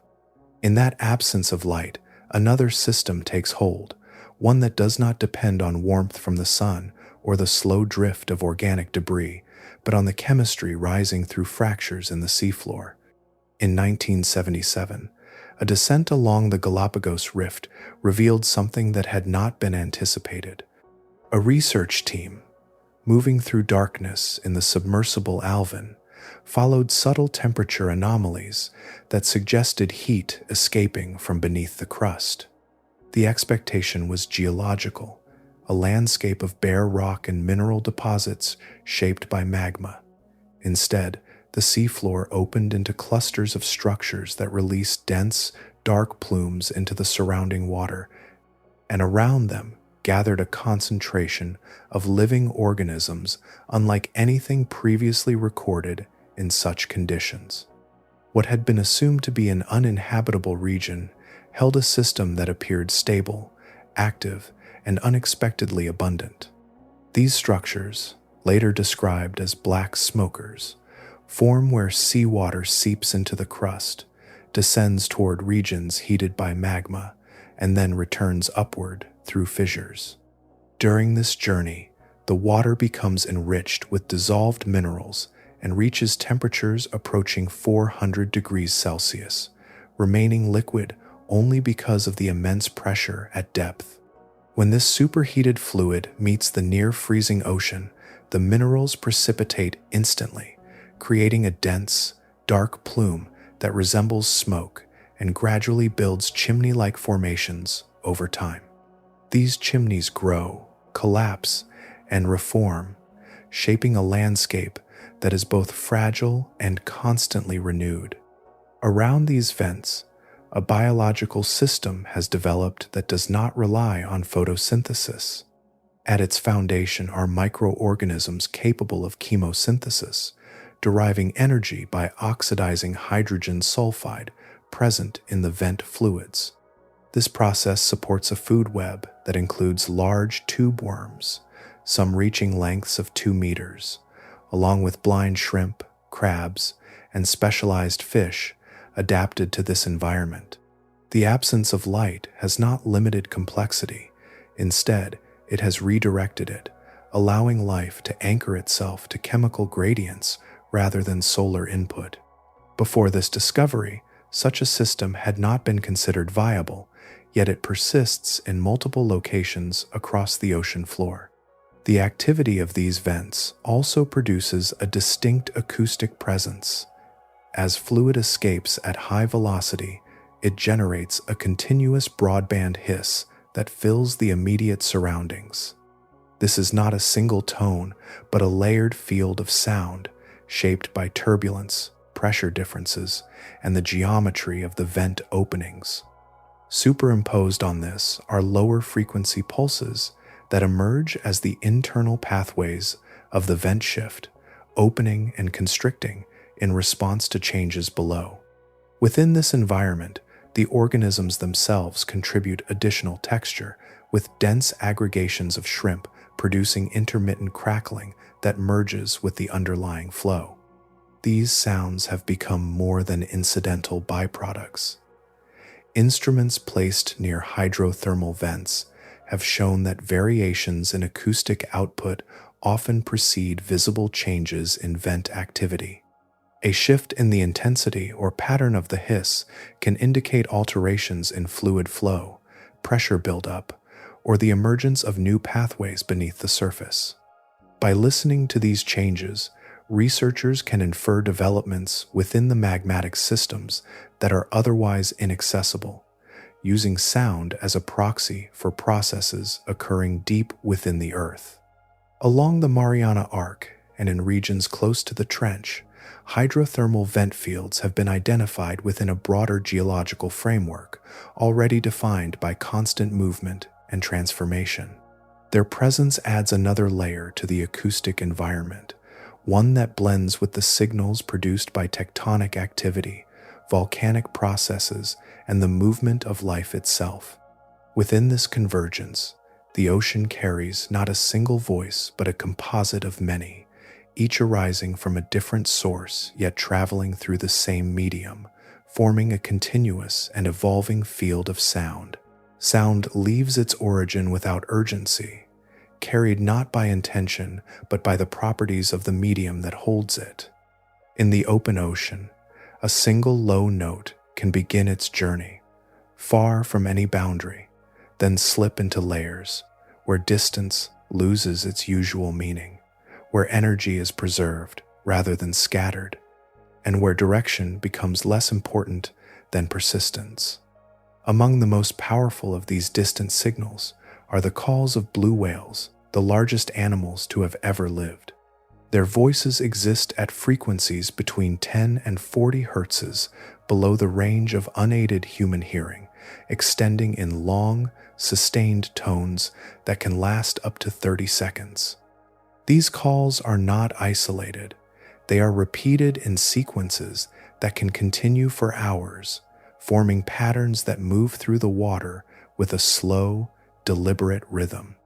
To human ears, these sounds must be shifted upward in frequency before they can be perceived, revealing a structure that is otherwise hidden within the deep register of the ocean. When such a call enters the SOFAR channel, it becomes part of a system designed by the ocean's own structure. Within this depth range, where temperature and pressure balance to slow the speed of sound, waves are guided horizontally, bending back toward the channel whenever they attempt to escape. This confinement allows the signal to retain its strength over extraordinary distances. A single blue whale call can travel more than 1,600 kilometers and still be detected, and under stable conditions, where the channel remains undisturbed, its reach may extend even further. The ocean does not simply carry the sound, it sustains it. Evidence of this long-range propagation appeared clearly during a hydrophone deployment at the floor of Challenger Deep in 2016. Over the course of 23 days, the instrument recorded a continuous stream of acoustic activity, including the unmistakable signatures of baleen whales. These animals were not present in the immediate vicinity. Their calls had originated far away, likely in the North or Central Pacific, entered the channel, and traveled across vast distances before encountering the steep geometry of the trench. There, the shape of the seafloor guided the sound downward, concentrating it until it reached the instrument, resting in the deepest part of the ocean. Fin whales contribute another layer to this distant chorus. Their calls, often centered around 20 hertzes, are structured as regular pulses, repeated with consistency over long periods. During the Cold War, these sequences were detected by naval listening systems and initially interpreted as mechanical signals, their regularity suggesting an artificial source. Only later were they recognized as biological, produced by animals communicating across scales that mirror the reach of the ocean itself. The distinction between natural and mechanical blurred, not because of similarity in origin, but because of similarity in how far the signals could travel. Across the global ocean, these pathways form an interconnected network. The Atlantic, the Indian Ocean, and the Pacific are linked through the same guiding layer, allowing sound generated in one basin to propagate into another. A signal produced near the Southern Ocean can spread into multiple directions at once, carried along the curvature of the planet and shaped by the contours of temperature and depth. At the western edge of the Pacific, the Mariana Trench occupies a position that gathers these transmissions, receiving contributions from across the basin and focusing them within its descending walls. This continuous exchange has become a tool for observing life that rarely appears at the surface. By analyzing patterns in these distant calls, researchers can trace the presence and movement of whale populations without direct visual contact. Variations in call density across time and space provide indications of population health, migration routes, and environmental change. The same systems that once monitored mechanical activity now reveal biological rhythms, extending observation across distances that would otherwise remain inaccessible. There is a layer beneath every recording that was never part of the ocean's original voice, a persistent presence that has grown gradually, almost unnoticed at first, then steadily, until it became inseparable from everything else we hear. It does not arrive in bursts or singular events. It is continuous, distributed, and tied to movement across the surface rather than within the depths. Across the world's oceans, roughly 90,000 commercial vessels operate at any given time, each one contributing to a shared field of low-frequency sound. The rotation of propellers, the vibration of engines, and the turbulence created as hulls pass through water all produce energy concentrated between 10 and 100 hertzes. This range overlaps almost exactly with the frequencies used by baleen whales and with many of the signals that travel most efficiently through deep ocean channels. What begins as isolated sources merges into a background that extends across entire basins. When researchers compared hydrophone recordings from the 1960s to those from the early 2000s, the difference was not subtle. The ambient noise level of the Pacific had increased by approximately 15 decibels over that period. This change corresponds to about a 10-fold rise in acoustic intensity, a shift large enough to alter the conditions under which sound propagates and is perceived. The ocean, once defined by a relatively low and stable acoustic baseline, now carries a persistent elevation that shapes every signal moving through it.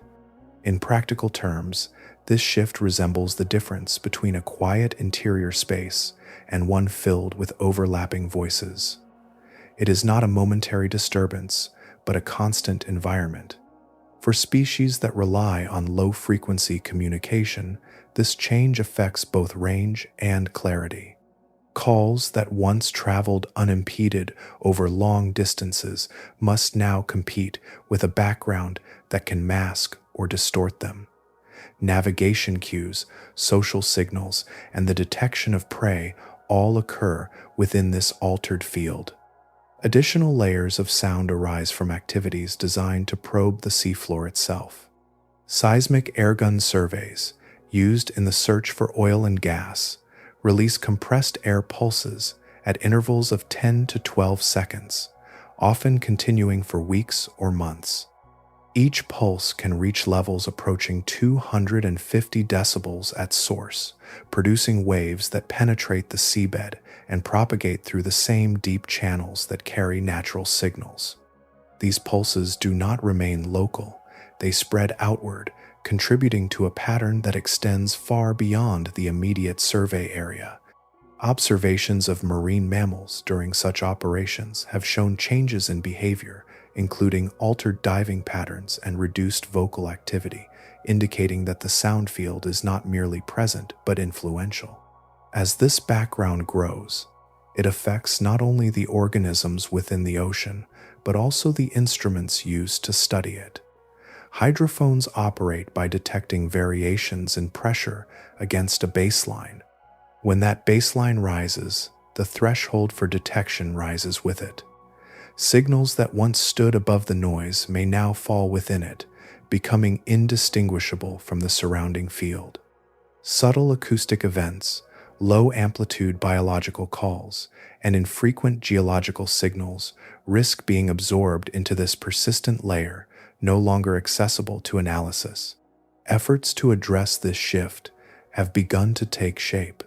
The International Maritime Organization has issued guidelines aimed at reducing vessel noise through design improvements and operational changes, including slower speeds and modifications to propeller structure. In some regions, shipping routes have been adjusted to avoid areas critical to migrating whale populations. These measures introduce a degree of awareness into a system that developed without consideration of its acoustic impact. Even so, the overall trend continues upward. The ocean remains connected, its pathways carrying not only the sounds of ice, stone, and life, but also the steady imprint of human movement above.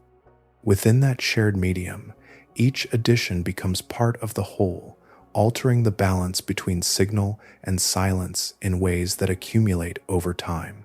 There are moments in the ocean when sound does not drift or persist, but arrives abruptly, carrying an intensity that overrides everything around it. These moments are not part of the slow exchanges between geology and life, but are introduced from above, generated with precision and purpose, then released into a medium that carries them far beyond their point of origin. Naval sonar operates within this space, particularly mid-frequency active systems that transmit pulses between 1,000 and 10,000 hertzes. This range intersects directly with the hearing sensitivity of several marine species, including beaked whales, whose perception is tuned to the same band. A single sonar transmission can reach levels of 235 decibels at its source, expanding outward as a sharp, structured wave that reflects from objects and returns to its origin, revealing the presence of submarines beneath the surface. The system is effective because of how well sound travels in water and because of how clearly these frequencies can be detected. The consequences of these transmissions began to appear in patterns that were difficult to ignore. From the 1960s onward, reports of beaked whales stranding along coastlines increased, often occurring in clusters and in proximity to naval exercises. These animals, among the most elusive in the ocean, were found either alive but disoriented or already dead, their presence in shallow water marking a departure from their usual deep habitat. For years, the connection between these events and sonar activity remained uncertain, observed but not formally accepted. A turning point came in 2002 inches, the Canary Islands, where 14 beaked whales stranded during a series of naval exercises. Detailed examination of the animals revealed the presence of nitrogen bubbles within their tissues, a condition associated with decompression sickness. This finding suggested a specific sequence of events in which the whales, exposed to intense acoustic stimuli, altered their behavior in a way that disrupted their normal diving patterns. Rapid ascent from depth would allow dissolved gases in their blood to form bubbles, impairing their ability to function and leading to fatal outcomes. Beaked whales are adapted to extreme depths, with recorded dives reaching 2,992 meters and durations exceeding 2 hours. Within these depths, pressure and time interact in ways that their physiology has evolved to manage. Their movements are measured, controlled, and integrated with an environment where sound plays a central role in navigation and foraging. When an external signal of high intensity enters this environment, it does not blend into the background. It stands apart, introducing a stimulus that can override established patterns and prompt abrupt changes in behavior. Over time, the accumulation of evidence led to shifts in how sonar use was regulated. In 2016, the United States Navy reached an agreement to limit certain sonar activities in specific coastal areas during periods when marine life is particularly active. Monitoring protocols were introduced, requiring observation of marine mammals before and during exercises, Similar measures have been adopted in other regions, reflecting a gradual recognition of the interaction between sonar and the biological systems of the ocean.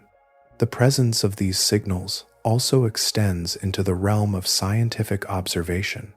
Hydrophone records from regions where naval exercises are frequent contain acoustic signatures that are not part of the ocean's natural processes. These signals can overlap with or obscure other data, complicating efforts to identify and analyze patterns within the broader soundscape.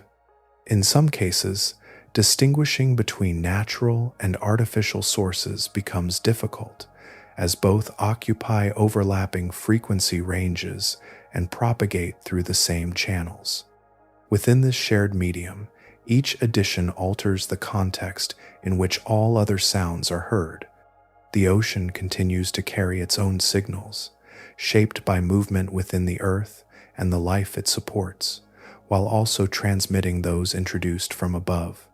The result is a layered environment where natural and constructed sounds coexist, each influencing how the other is perceived and understood. Long before instruments were lowered into the depths, before any signal was traced across water, the ocean had already begun keeping its own record. Not in pulses or echoes, but in the slow descent of particles, each one settling onto the floor and remaining there, undisturbed, forming a layered account of time that grows with quiet persistence. At the bottom of the Mariana Trench, this record takes the form of an extremely fine sediment composed largely of microscopic shells, the remains of foraminifera that once drifted near the surface. Mixed among them are particles of deep-sea clay carried from distant continents, along with traces of volcanic ash that have fallen through the water column after eruptions far beyond the horizon. Over millions of years, these materials have accumulated into a soft, continuous layer that blankets the trench floor, each addition marking a moment that has already passed. The rate of this accumulation is slow, almost imperceptible on human timescales. At hadal depths, sediment builds at roughly 1 centimeter every 1,000 years. A single meter of this material contains close to 100,000 years of Earth's history, compressed into a column that can be retrieved and examined. Within that narrow span lies a sequence of events that once unfolded across oceans and continents, now preserved in the arrangement and composition of particles too small to distinguish individually. When scientists extract sediment cores from these depths, they recover a structure defined by subtle variations. Layers differ in color, density, and chemical composition, each reflecting conditions that existed at the time of deposition. Within these layers are signatures of volcanic eruptions, identifiable by distinct bands of ash that settled through the ocean after being carried high into the atmosphere. There are also chemical markers indicating periods when oxygen levels in the ocean changed, as well as isotopic ratios within foraminifera shells that reveal shifts in temperature across vast stretches of time. Through these details, the sediment becomes a medium through which past climates and events can be reconstructed. Among these records is evidence of one of the most significant moments in Earth's history. Approximately 66 million years ago, an asteroid struck near what is now the Yucatan Peninsula, generating a pressure wave that moved through the global ocean. In sediment layers corresponding to that period, a thin band enriched with iridium appears, a material uncommon on Earth's surface, but abundant in extraterrestrial objects. This layer, found even in the deepest parts of the ocean, marks the aftermath of that impact, its particles settling slowly until they became part of the continuous archive at the trench floor. The interaction between sound and this sediment introduces another dimension to how it is studied. The physical properties of the seafloor, including grain size, density, and water content, influence how acoustic waves behave upon contact. Some frequencies are absorbed into the soft layers, others are reflected back, and still others are scattered in complex ways. By analyzing these returned signals, researchers can infer the composition and structure of the sediment without direct sampling, mapping variations across wide areas through sound alone. This layered record continues to grow, incorporating the present into its sequence. The materials entering the ocean today, along with changes in biological communities and chemical conditions, are becoming part of the uppermost layers. Over time, these additions will settle into place, forming a distinct boundary that reflects the current era. Within the slow accumulation of particles, the ocean preserves not only distant events, but also the ongoing transformation of its own environment, extending its archive further into the future with each passing moment. The next phase of listening does not arrive as a single instrument lowered into darkness, but as a gradual expansion, a widening of presence across spaces that have remained between the lines of earlier maps. Where once there were fixed points anchored to the seafloor, now there are systems that move, drift, and return, carrying fragments of the ocean's acoustic field from places that had no voice in the record. Among these are autonomous underwater gliders, vehicles that travel without propellers, adjusting their buoyancy to rise and sink through the water column. As they move, wings translate this vertical motion into slow forward progress, allowing them to cross large distances over the course of months. Each glider carries compact hydrophones, recording the surrounding soundscape as it passes through regions beyond the reach of permanent installations. At intervals, they surface briefly, transmitting their data via satellite before descending again, continuing their path through layers that were previously unmonitored. Alongside them, a separate network extends downward.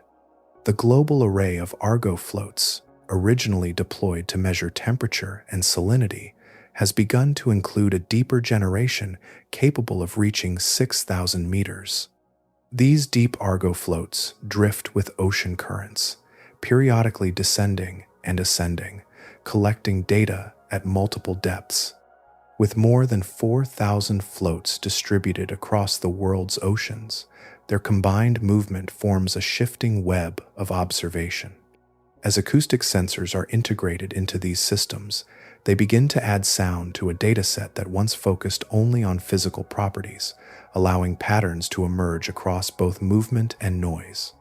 In certain regions, the approach moves in the opposite direction, toward permanence rather than mobility. Seafloor cable networks, such as those developed through long-term observational initiatives, place instruments directly on the ocean floor and connect them to shore through continuous power and data lines. Hydrophones within these arrays transmit information in real time, removing the delay that once existed between recording and analysis. Events that occur in the deep can now be observed as they happen, their signals arriving without the need for retrieval or processing delays that once stretched across months. At the same time, attention has turned backward, toward the vast archive already collected. Machine learning systems, trained on known acoustic signatures, are being applied to decades of recordings, scanning for patterns that were not previously recognized. Where human analysis once required time and selective focus, these systems can process entire datasets in hours, identifying repetitions and structures that were too dispersed to notice.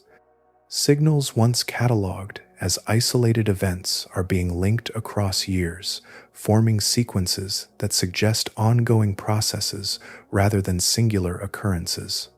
As these systems expand, the expectation is not simply an increase in data, but a shift in what becomes visible within it.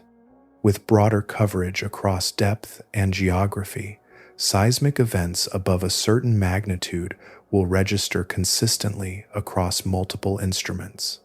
Whale populations, once tracked through limited observations, can be followed across entire basins through their acoustic presence alone. The movement of life and the activity of the Earth begin to form continuous patterns rather than scattered points. Within this emerging network, there is also an understanding that new categories of sound will appear. Regions that have not been monitored may contain biological signals from species not yet described acoustically, or geological events that follow patterns not yet documented. Each expansion of coverage has historically revealed phenomena that did not fit existing classifications, and there is little indication that this trend will change. The ocean, in this sense, remains ahead of the systems designed to observe it. As listening becomes more complete, it does not close the gap between what is known and unknown, but shifts its boundaries, extending awareness into areas that were once silent not because they lacked sound, but because no one was there to receive it. There is a horizon to this place that cannot be seen in depth or distance, only in time, where the shape that gathers these sounds begins to loosen, and the long descent of rock into mantle slowly redraws the map beneath the water. The basin that has held pressure, movement, and echo for ages exists because one plate continues to slide beneath another, a motion measured not in moments, but in the quiet accumulation of millimeters that never reverse. The Pacific Plate has been moving toward this boundary for tens of millions of years, folding downward as it is drawn into the interior of the Earth. That motion does not pause, and it does not remain balanced forever.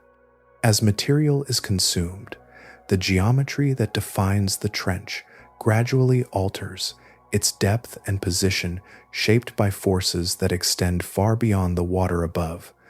Over a span of roughly 50 to 100 million years, the configuration that allows this extreme depth will no longer be sustained. The deepest point on the planet will shift elsewhere, formed by a different convergence, while this one relaxes into something less pronounced. Within that slow transformation, the acoustics of the region are not fixed. The trench has acted as a receiving structure, a place where distant signals are gathered, focused, and carried downward. Its steep walls and elongated form guide pressure waves in ways that make it uniquely sensitive to events across a vast portion of the ocean. When its shape changes, that sensitivity changes with it. The pathways that now allow sound to arrive from across the basin will bend differently, or disperse, or follow new contours that do not yet exist.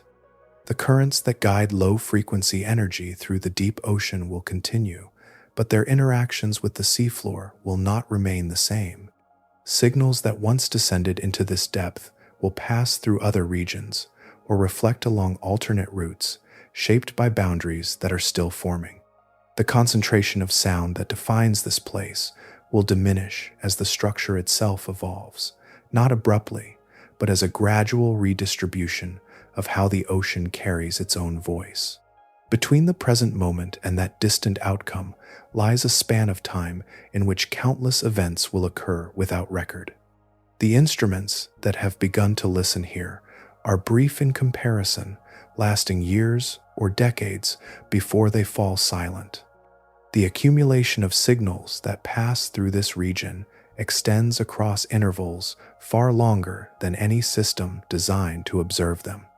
Each fracture, each migration, each distant call contributes to a sequence that is almost entirely uncollected. What has been gathered forms only a narrow slice of that continuity, a small intersection between technology and environment. The sounds that have been named and studied emerged within that intersection, not because they were unique in all of time, but because they coincided with a moment when detection was possible. Beyond that window, the record extends without interruption, unobserved but not absent. The presence of unexplained signals within such a limited interval suggests a density of processes that exceeds current classification. Within a few decades of partial listening, patterns have appeared that resist simple explanation even when framed against known geological and biological mechanisms. Extending that observation across the full lifespan of the trench implies a scale of variation that remains largely inaccessible. As the structure itself continues its slow transition, the conditions that made these observations possible will also pass. The listening post will not disappear in a single moment, but it will change until it no longer gathers sound in the same way. What replaces it will carry its own patterns, shaped by different boundaries and different depths, continuing the movement of energy through water without retaining the same form. In this way, the trench exists as both a recorder and a transient feature, holding within it a fragment of the planet's ongoing activity while remaining subject to that activity itself. The sounds that have passed through it belong to a longer sequence that neither begins nor ends with the present, extending into intervals where no instrument has reached and no record has been kept. Before we close, there is one more layer beneath everything that has been described, something quieter than any individual signal and more fundamental than the systems that carry them. It is not another event or another anomaly, but the nature of the thing itself, the simple fact of what is happening when the ocean is said to make a sound. Sound is not separate from the material it moves through. It is the motion of that material, a sequence of tiny displacements passed from one particle to the next. In water, this means molecules shifting position, pressing into their neighbors, releasing, and passing that movement forward. There is no gap between the medium and the message. The motion is the message. Each compression and expansion is a physical change in the ocean itself, however small, carried onward in a chain that can extend across entire basins. When an instrument detects a distant signal, it is not receiving something abstract. The water immediately surrounding it has been set into motion by a sequence that began far away, a cascade of contact that has traveled through countless interactions.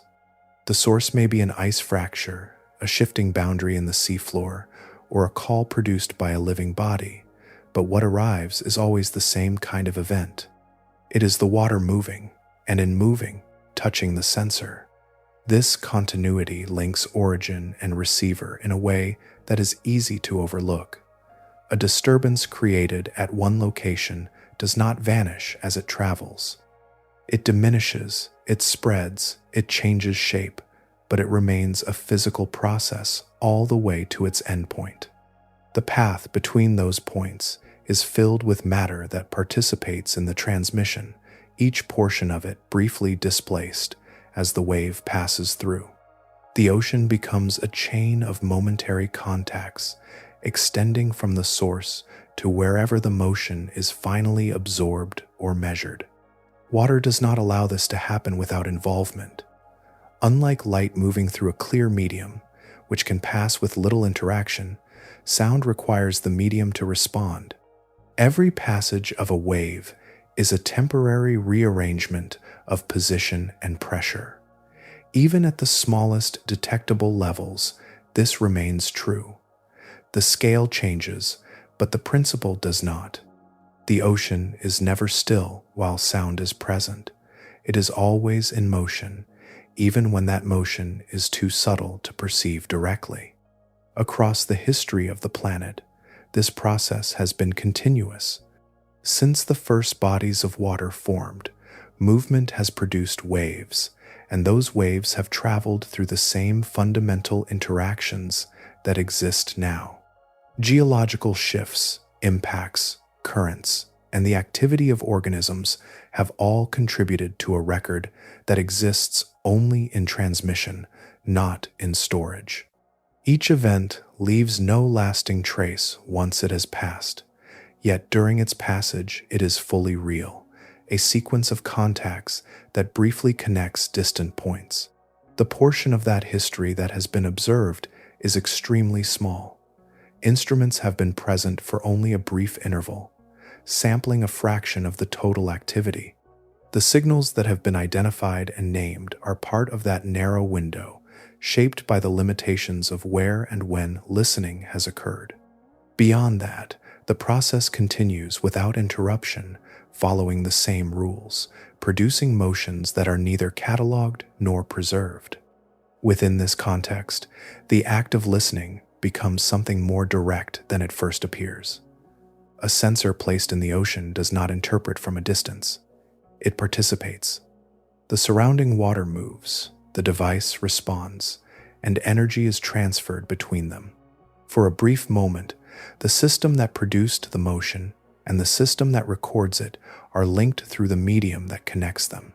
This connection does not depend on interpretation or meaning. It exists at the level of interaction, where matter responds to matter. The scale can be vast, the origin remote, yet the final event is immediate. The ocean moves, the instrument registers that movement, and in that instant, the separation between source and observer is reduced to a continuous chain of contact that has traveled through the planet itself. There is no pause between what has been described and what is occurring, no boundary where the account ends and the process begins again. The depth remains in place, the pressure unchanged, the temperature steady, and within that stability, motion continues without interruption, carried through a space that never becomes still. Far below the surface, at approximately 10,935 meters, the floor of Challenger Deep rests in complete darkness, the water held at around 2 degrees Celsius, the pressure reaching 1,086 bars, compressing everything that exists there into a state that surface conditions never approach. The sediment layer lies undisturbed in appearance, yet within it there is constant, subtle activity, movements too small to be seen from a distance, yet continuous at the scale where life persists. Snailfish move across that surface, their bodies adapted to the surrounding conditions, their sensory systems registering minute disturbances in the water. Each shift of another organism, each contact with the sediment, produces changes that they detect and respond to, forming a quiet network of interactions that unfolds without light. Nearby, amphipods gather wherever organic material has recently settled, arriving in numbers that transform a single fragment into a focal point of activity, their collective motion creating faint disturbances that spread outward through the water. Xenophyophores remain anchored within the sediment, their large single cells gradually incorporating particles into delicate structures. Their growth is slow, measured in increments that extend beyond ordinary perception, yet it continues without pause, contributing to a landscape that changes on timescales far longer than observation. Around them, the sediment itself accumulates layer by layer, each addition carrying traces of processes occurring far above and far away. Along the arc that borders this region, volcanic systems are active, releasing pressure through pathways that connect the interior of the Earth to the ocean above. Some of these releases are gradual, producing sustained vibrations that travel through rock and water, while others occur as sharper events, sending distinct pulses outward. In either case, the energy enters the surrounding medium and begins to move, spreading in all directions, a portion of it guided toward the deeper contours of the trench. At the same time, distant regions of the ocean contribute their own signals. In the North Pacific, far from this depth, large animals produce low-frequency calls that enter the deep sound channel and begin long journeys through the water. These signals travel at speeds near 1,500 meters per second, maintaining enough coherence to cross vast distances. As they approach the Western Pacific, some fraction of their energy is directed downward, following pathways shaped by the structure of the ocean and the contours of the seafloor. If a listening device were present at the bottom, it would register all of this as a continuous field of motion. The faint background created by distant activity would be layered with local disturbances, the movement of organisms, the subtle shifts within the sediment, and the occasional arrival of more pronounced signals from geological or biological sources. Even the activity at the surface, the passage of vessels far above, would contribute faint components to this pattern, transmitted downward through the same medium. Nothing in this environment depends on observation. The processes unfold whether or not they are recorded, each component contributing to a larger system that remains active at every moment. The depth does not distinguish between local and distant events. It receives and produces without preference, shaped by forces that operate continuously across scales that range from microscopic interactions to movements of entire plates. In this way, the trench exists as an ongoing state rather than a completed condition, a place where pressure, motion, and transmission are always present. The events described are not isolated occurrences, but parts of a sequence that continues without interruption, extending beyond any single moment into a continuity that remains in motion even as it is described. Resolution has a way of quieting a subject. When a process is traced, measured, and reproduced, it settles into place, becoming part of a structure that no longer resists understanding. The effort that once surrounded it fades, not because the phenomenon has diminished, but because it has found a position within what is already known. In this sense, a complete explanation carries a certain finality. A source is identified, a mechanism confirmed, and the path from cause to effect becomes predictable. The unknown is replaced with a description that can be repeated and extended. The event remains real, but its role shifts from question to reference, from something that draws inquiry to something that supports it. The signals that remain outside that structure occupy a different position. They do not fit existing categories, and in that absence of fit, they define the boundaries of current knowledge. Each one marks a point where observation has exceeded explanation, where the data exists, but the framework required to contain it has not yet formed. These are not errors within the system, but indicators of where the system ends. The development of ocean acoustics has followed this pattern repeatedly. Early sonar operators encountered reflections that did not align with the seafloor they expected, revealing layers of life that had not been considered in acoustic terms. Persistent interference in shallow waters led to the recognition of biological sources that produced continuous noise. Variations in temperature and chemistry, first detected as irregularities, guided exploration toward environments that were previously unknown.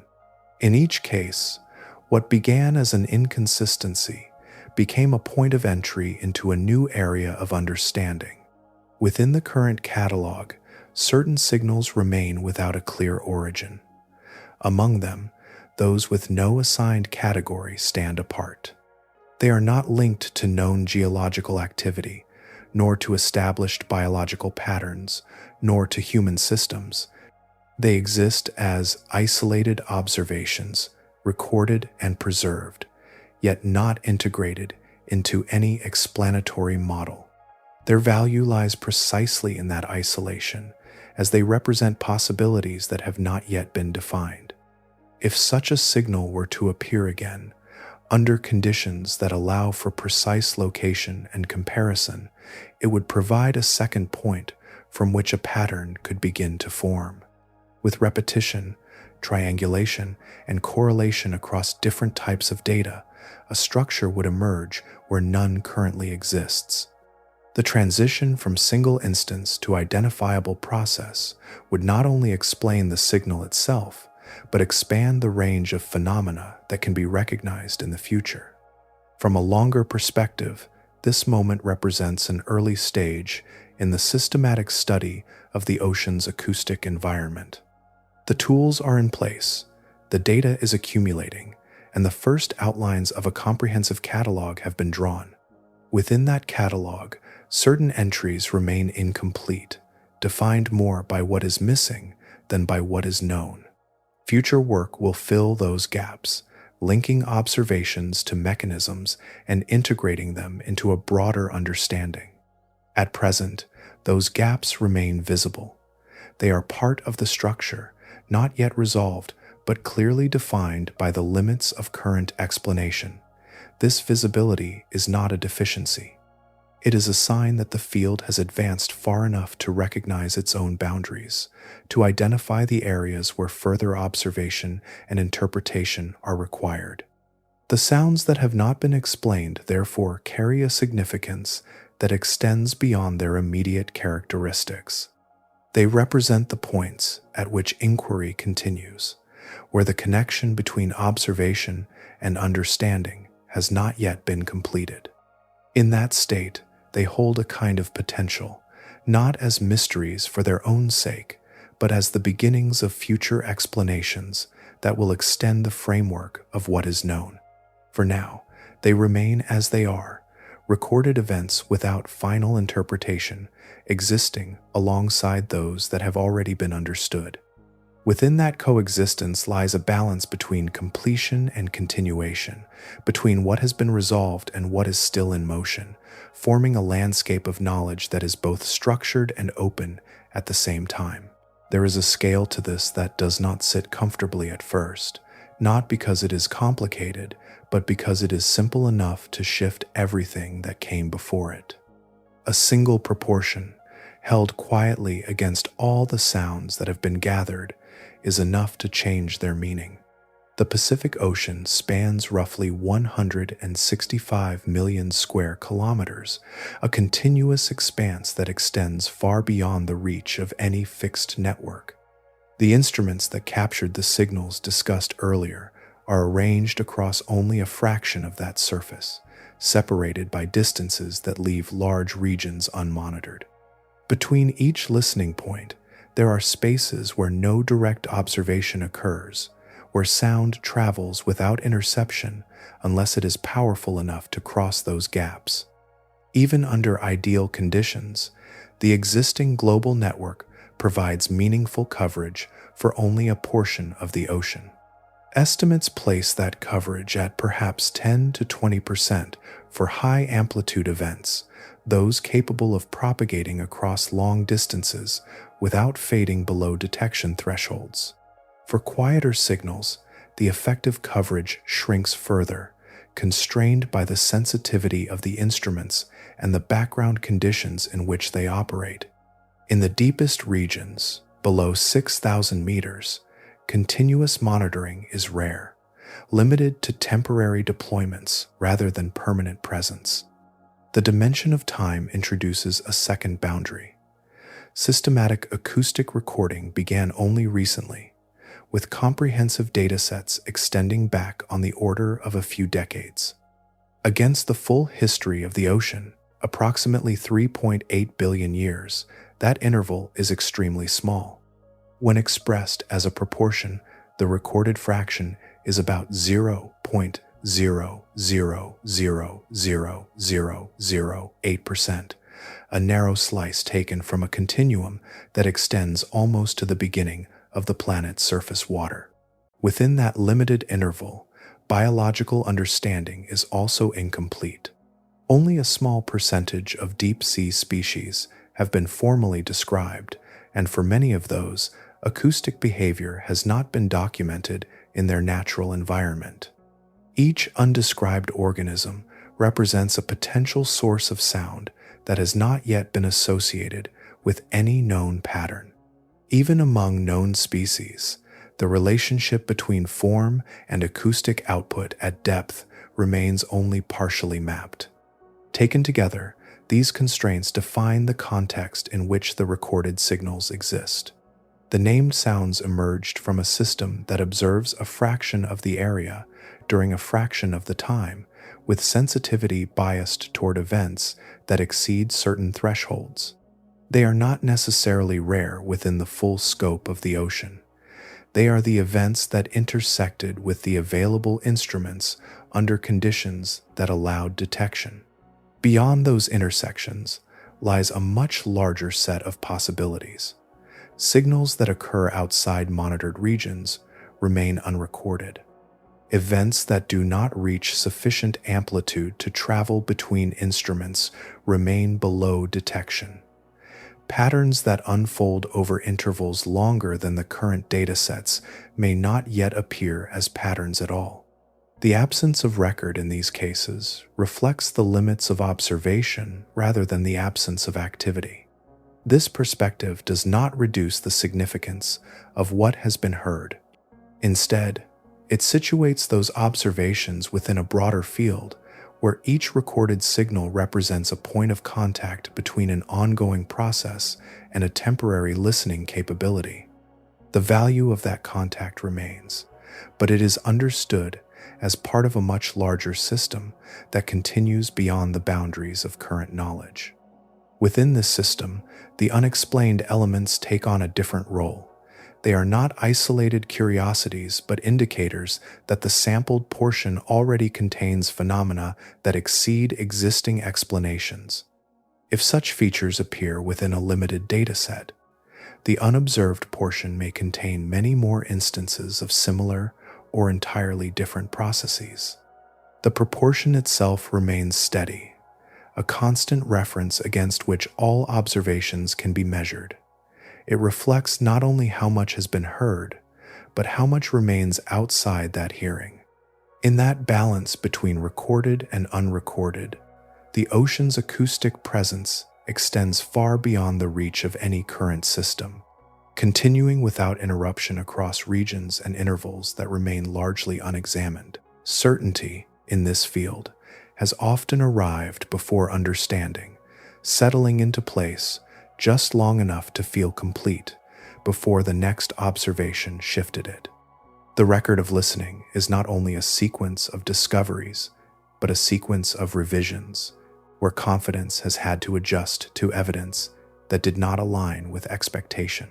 In the early years of large-scale ocean listening, operators worked within a framework shaped by their objectives. Signals were interpreted through that framework, and anything unfamiliar was compared against the closest known analog. Repeating patterns of low-frequency pulses were treated as potential mechanical systems rather than biological ones, because the presence of such biological sources had not yet been fully integrated into the model. The ocean produced sequences that resembled structured emissions, and they were read as such, until further analysis revealed that large animals were responsible for patterns once attributed to engineered devices. In shallower regions, persistent acoustic interference presented another challenge. Instruments registered continuous crackling that obscured other signals, leading to assumptions about malfunction or environmental distortion. The source, when identified, was not a flaw in the system but a dense population of small organisms producing rapid, repeated pressure events. The environment itself was generating a level of acoustic activity that had not been anticipated, and the initial interpretations reflected that absence of expectation. The assumption of lifelessness in the deepest regions followed a similar pattern. Conditions at extreme depth were evaluated against the limits known from surface and midwater biology, and the conclusion drawn was that complex life could not persist there.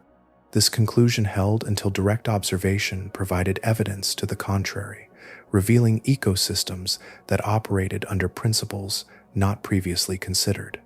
The earlier certainty was not based on error in measurement, but on incomplete understanding of what forms life could take under different conditions. Even when new signals were detected within the listening network, the process of interpretation remained influenced by existing categories. When an unusually powerful acoustic event was recorded, the range of possible explanations initially included options that would later be dismissed. The consideration of those possibilities was not an indication of credulity, but of the absence of a clear match within known phenomena. The eventual narrowing of explanations reflected the application of constraints derived from additional data, but the initial breadth of consideration illustrates how unfamiliar the signal was at the moment of detection. In parallel systems designed for global monitoring, similar adjustments occurred. Early classifications of certain events aligned with the primary purpose of the network, leading to identifications that were later revised as more comprehensive datasets became available. As patterns emerged and comparisons improved, the criteria for classification were refined, reducing the likelihood of misinterpretation but not eliminating it entirely. Across these examples, a consistent structure appears. Errors occur at the boundary where observation extends beyond established knowledge. They are not distributed randomly, but cluster around points where new types of data challenge existing frameworks. Each correction expands the range of recognized phenomena, but also reveals new edges where the same process can repeat. This history has shaped the way conclusions are expressed. Statements are framed with qualifiers that reflect the degree of alignment between observation and explanation. Terms such as consistent with or likely indicate that a signal matches known patterns within certain limits, while acknowledging that those patterns are themselves subject to revision. This language is not an avoidance of commitment, but a reflection of experience gained from previous instances where apparent matches were later reconsidered. The presence of these qualifiers maintains a space for adjustment, allowing new data to modify or replace existing interpretations without requiring a complete redefinition of the process. It preserves continuity while accommodating change, recognizing that the system being studied continues to produce observations that may not fully conform to current models. Within this context, the relationship between certainty and uncertainty becomes part of the method itself. Confidence is calibrated against the history of revision, and explanations are positioned within a range that can shift as additional evidence is gathered. The sounds that have been interpreted are therefore held within a framework that remains open, shaped by what has been learned from moments when that framework proved incomplete. There is a way to imagine this place without any observer at all, not as an absence, but as a continuity that never depended on being noticed. The depth existed in full, shaped, and active, long before any instrument reached it, long before any species could frame what it was or consider what moved within it. Around 15 million years ago, the trench had already settled into a form close to what it is now, its boundaries defined by forces that were already well established. There were no cables descending into it, no vessels above marking its position, no system translating pressure into record. The processes that define it were already in motion, unfolding with the same consistency that continues into the present. Along the arc that borders it, volcanic systems were active, releasing energy through pathways that connected the interior of the planet to the water above. Each release generated motion, carried outward through rock and into the surrounding ocean. Earthquakes occurred along the subduction zone, producing waves that entered the water and traveled through it. The structure of the trench guided some of that movement, shaping how it spread, concentrating certain paths, dispersing others. Within the depth itself, life persisted under conditions that remained constant across long intervals.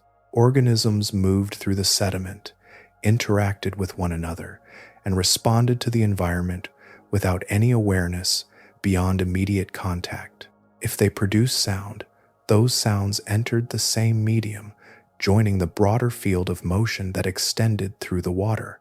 There was no distinction between local and distant events, only a continuous exchange of energy across space.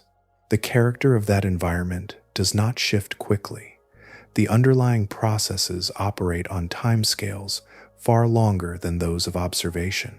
The background state, the steady presence of low-level motion produced by geological activity, remains similar across intervals that span millions of years.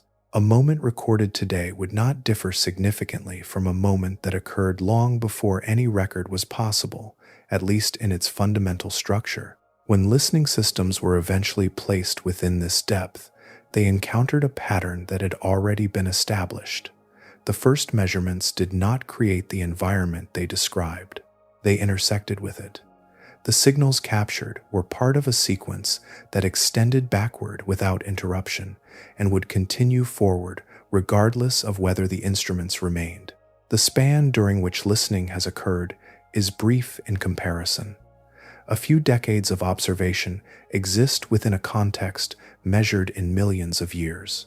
The proportion is small enough that it approaches zero when set against the full duration. Yet within that narrow interval, distinct events have been identified, patterns recognized, and anomalies recorded that do not align with current understanding. This contrast between duration and observation does not diminish the observations. It frames them. Each recorded signal represents a point where a long, continuous process became momentarily accessible, where motion that would otherwise pass unnoted was translated into data. The significance lies not in the length of time covered, but in the fact that contact occurred at all. The act of placing instruments in such an environment required extending capability into regions that had not been directly reached. The resulting records reflect both the properties of the ocean and the limits of the systems used to observe it. Within those limits, a partial catalog has been assembled, containing both explanations and gaps.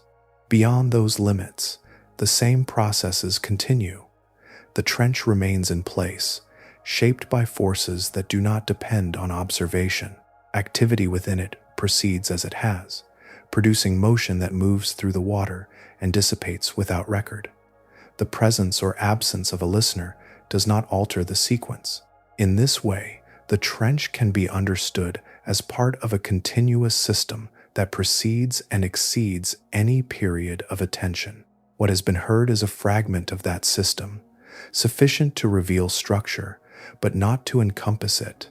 The remainder persists, extending beyond the interval of observation into a continuity that remains active, whether it is measured or not.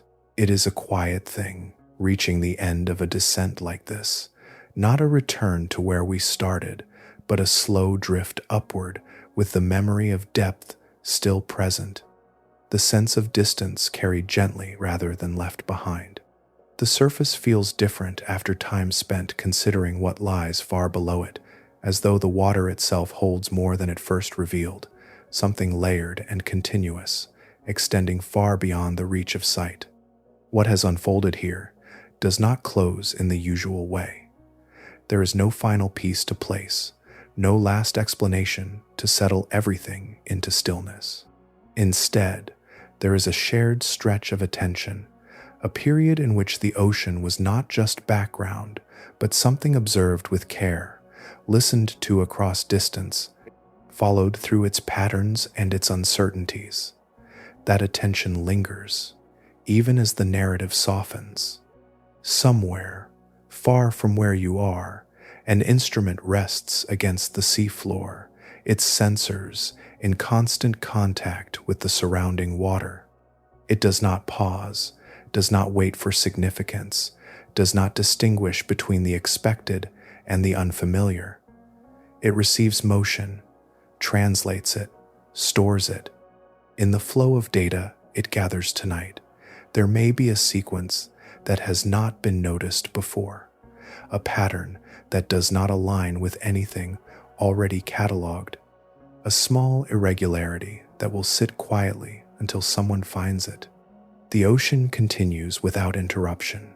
The processes described, the distant calls, the shifting of rock, the movement of life, all remain in motion beyond the boundaries of this moment. Nothing has concluded. Nothing has paused to match the end of a story. The listening simply narrows, then stops, while the source continues. If this has stayed with you in some small way, if the idea of that depth returns later, unprompted and without urgency, then something has carried through. That is enough. There is a way back to this place whenever you choose it, through another descent, another quiet stretch of time spent with the same slow attention. You would be welcome there again.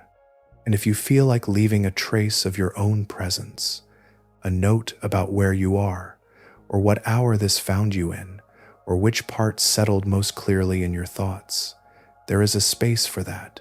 It gathers small signals from many places, each one brief, each one real, a different kind of record, layered above the one far below. For now, the surface remains where it has always been, the depth remains where it has always been, and between them, the same vast column of water continues to carry motion from one place to another. Nothing about it has changed because it was noticed. Only the noticing has changed. Good night. The trench is 10,935 meters deep. It is always dark down there, and it is never, ever silent.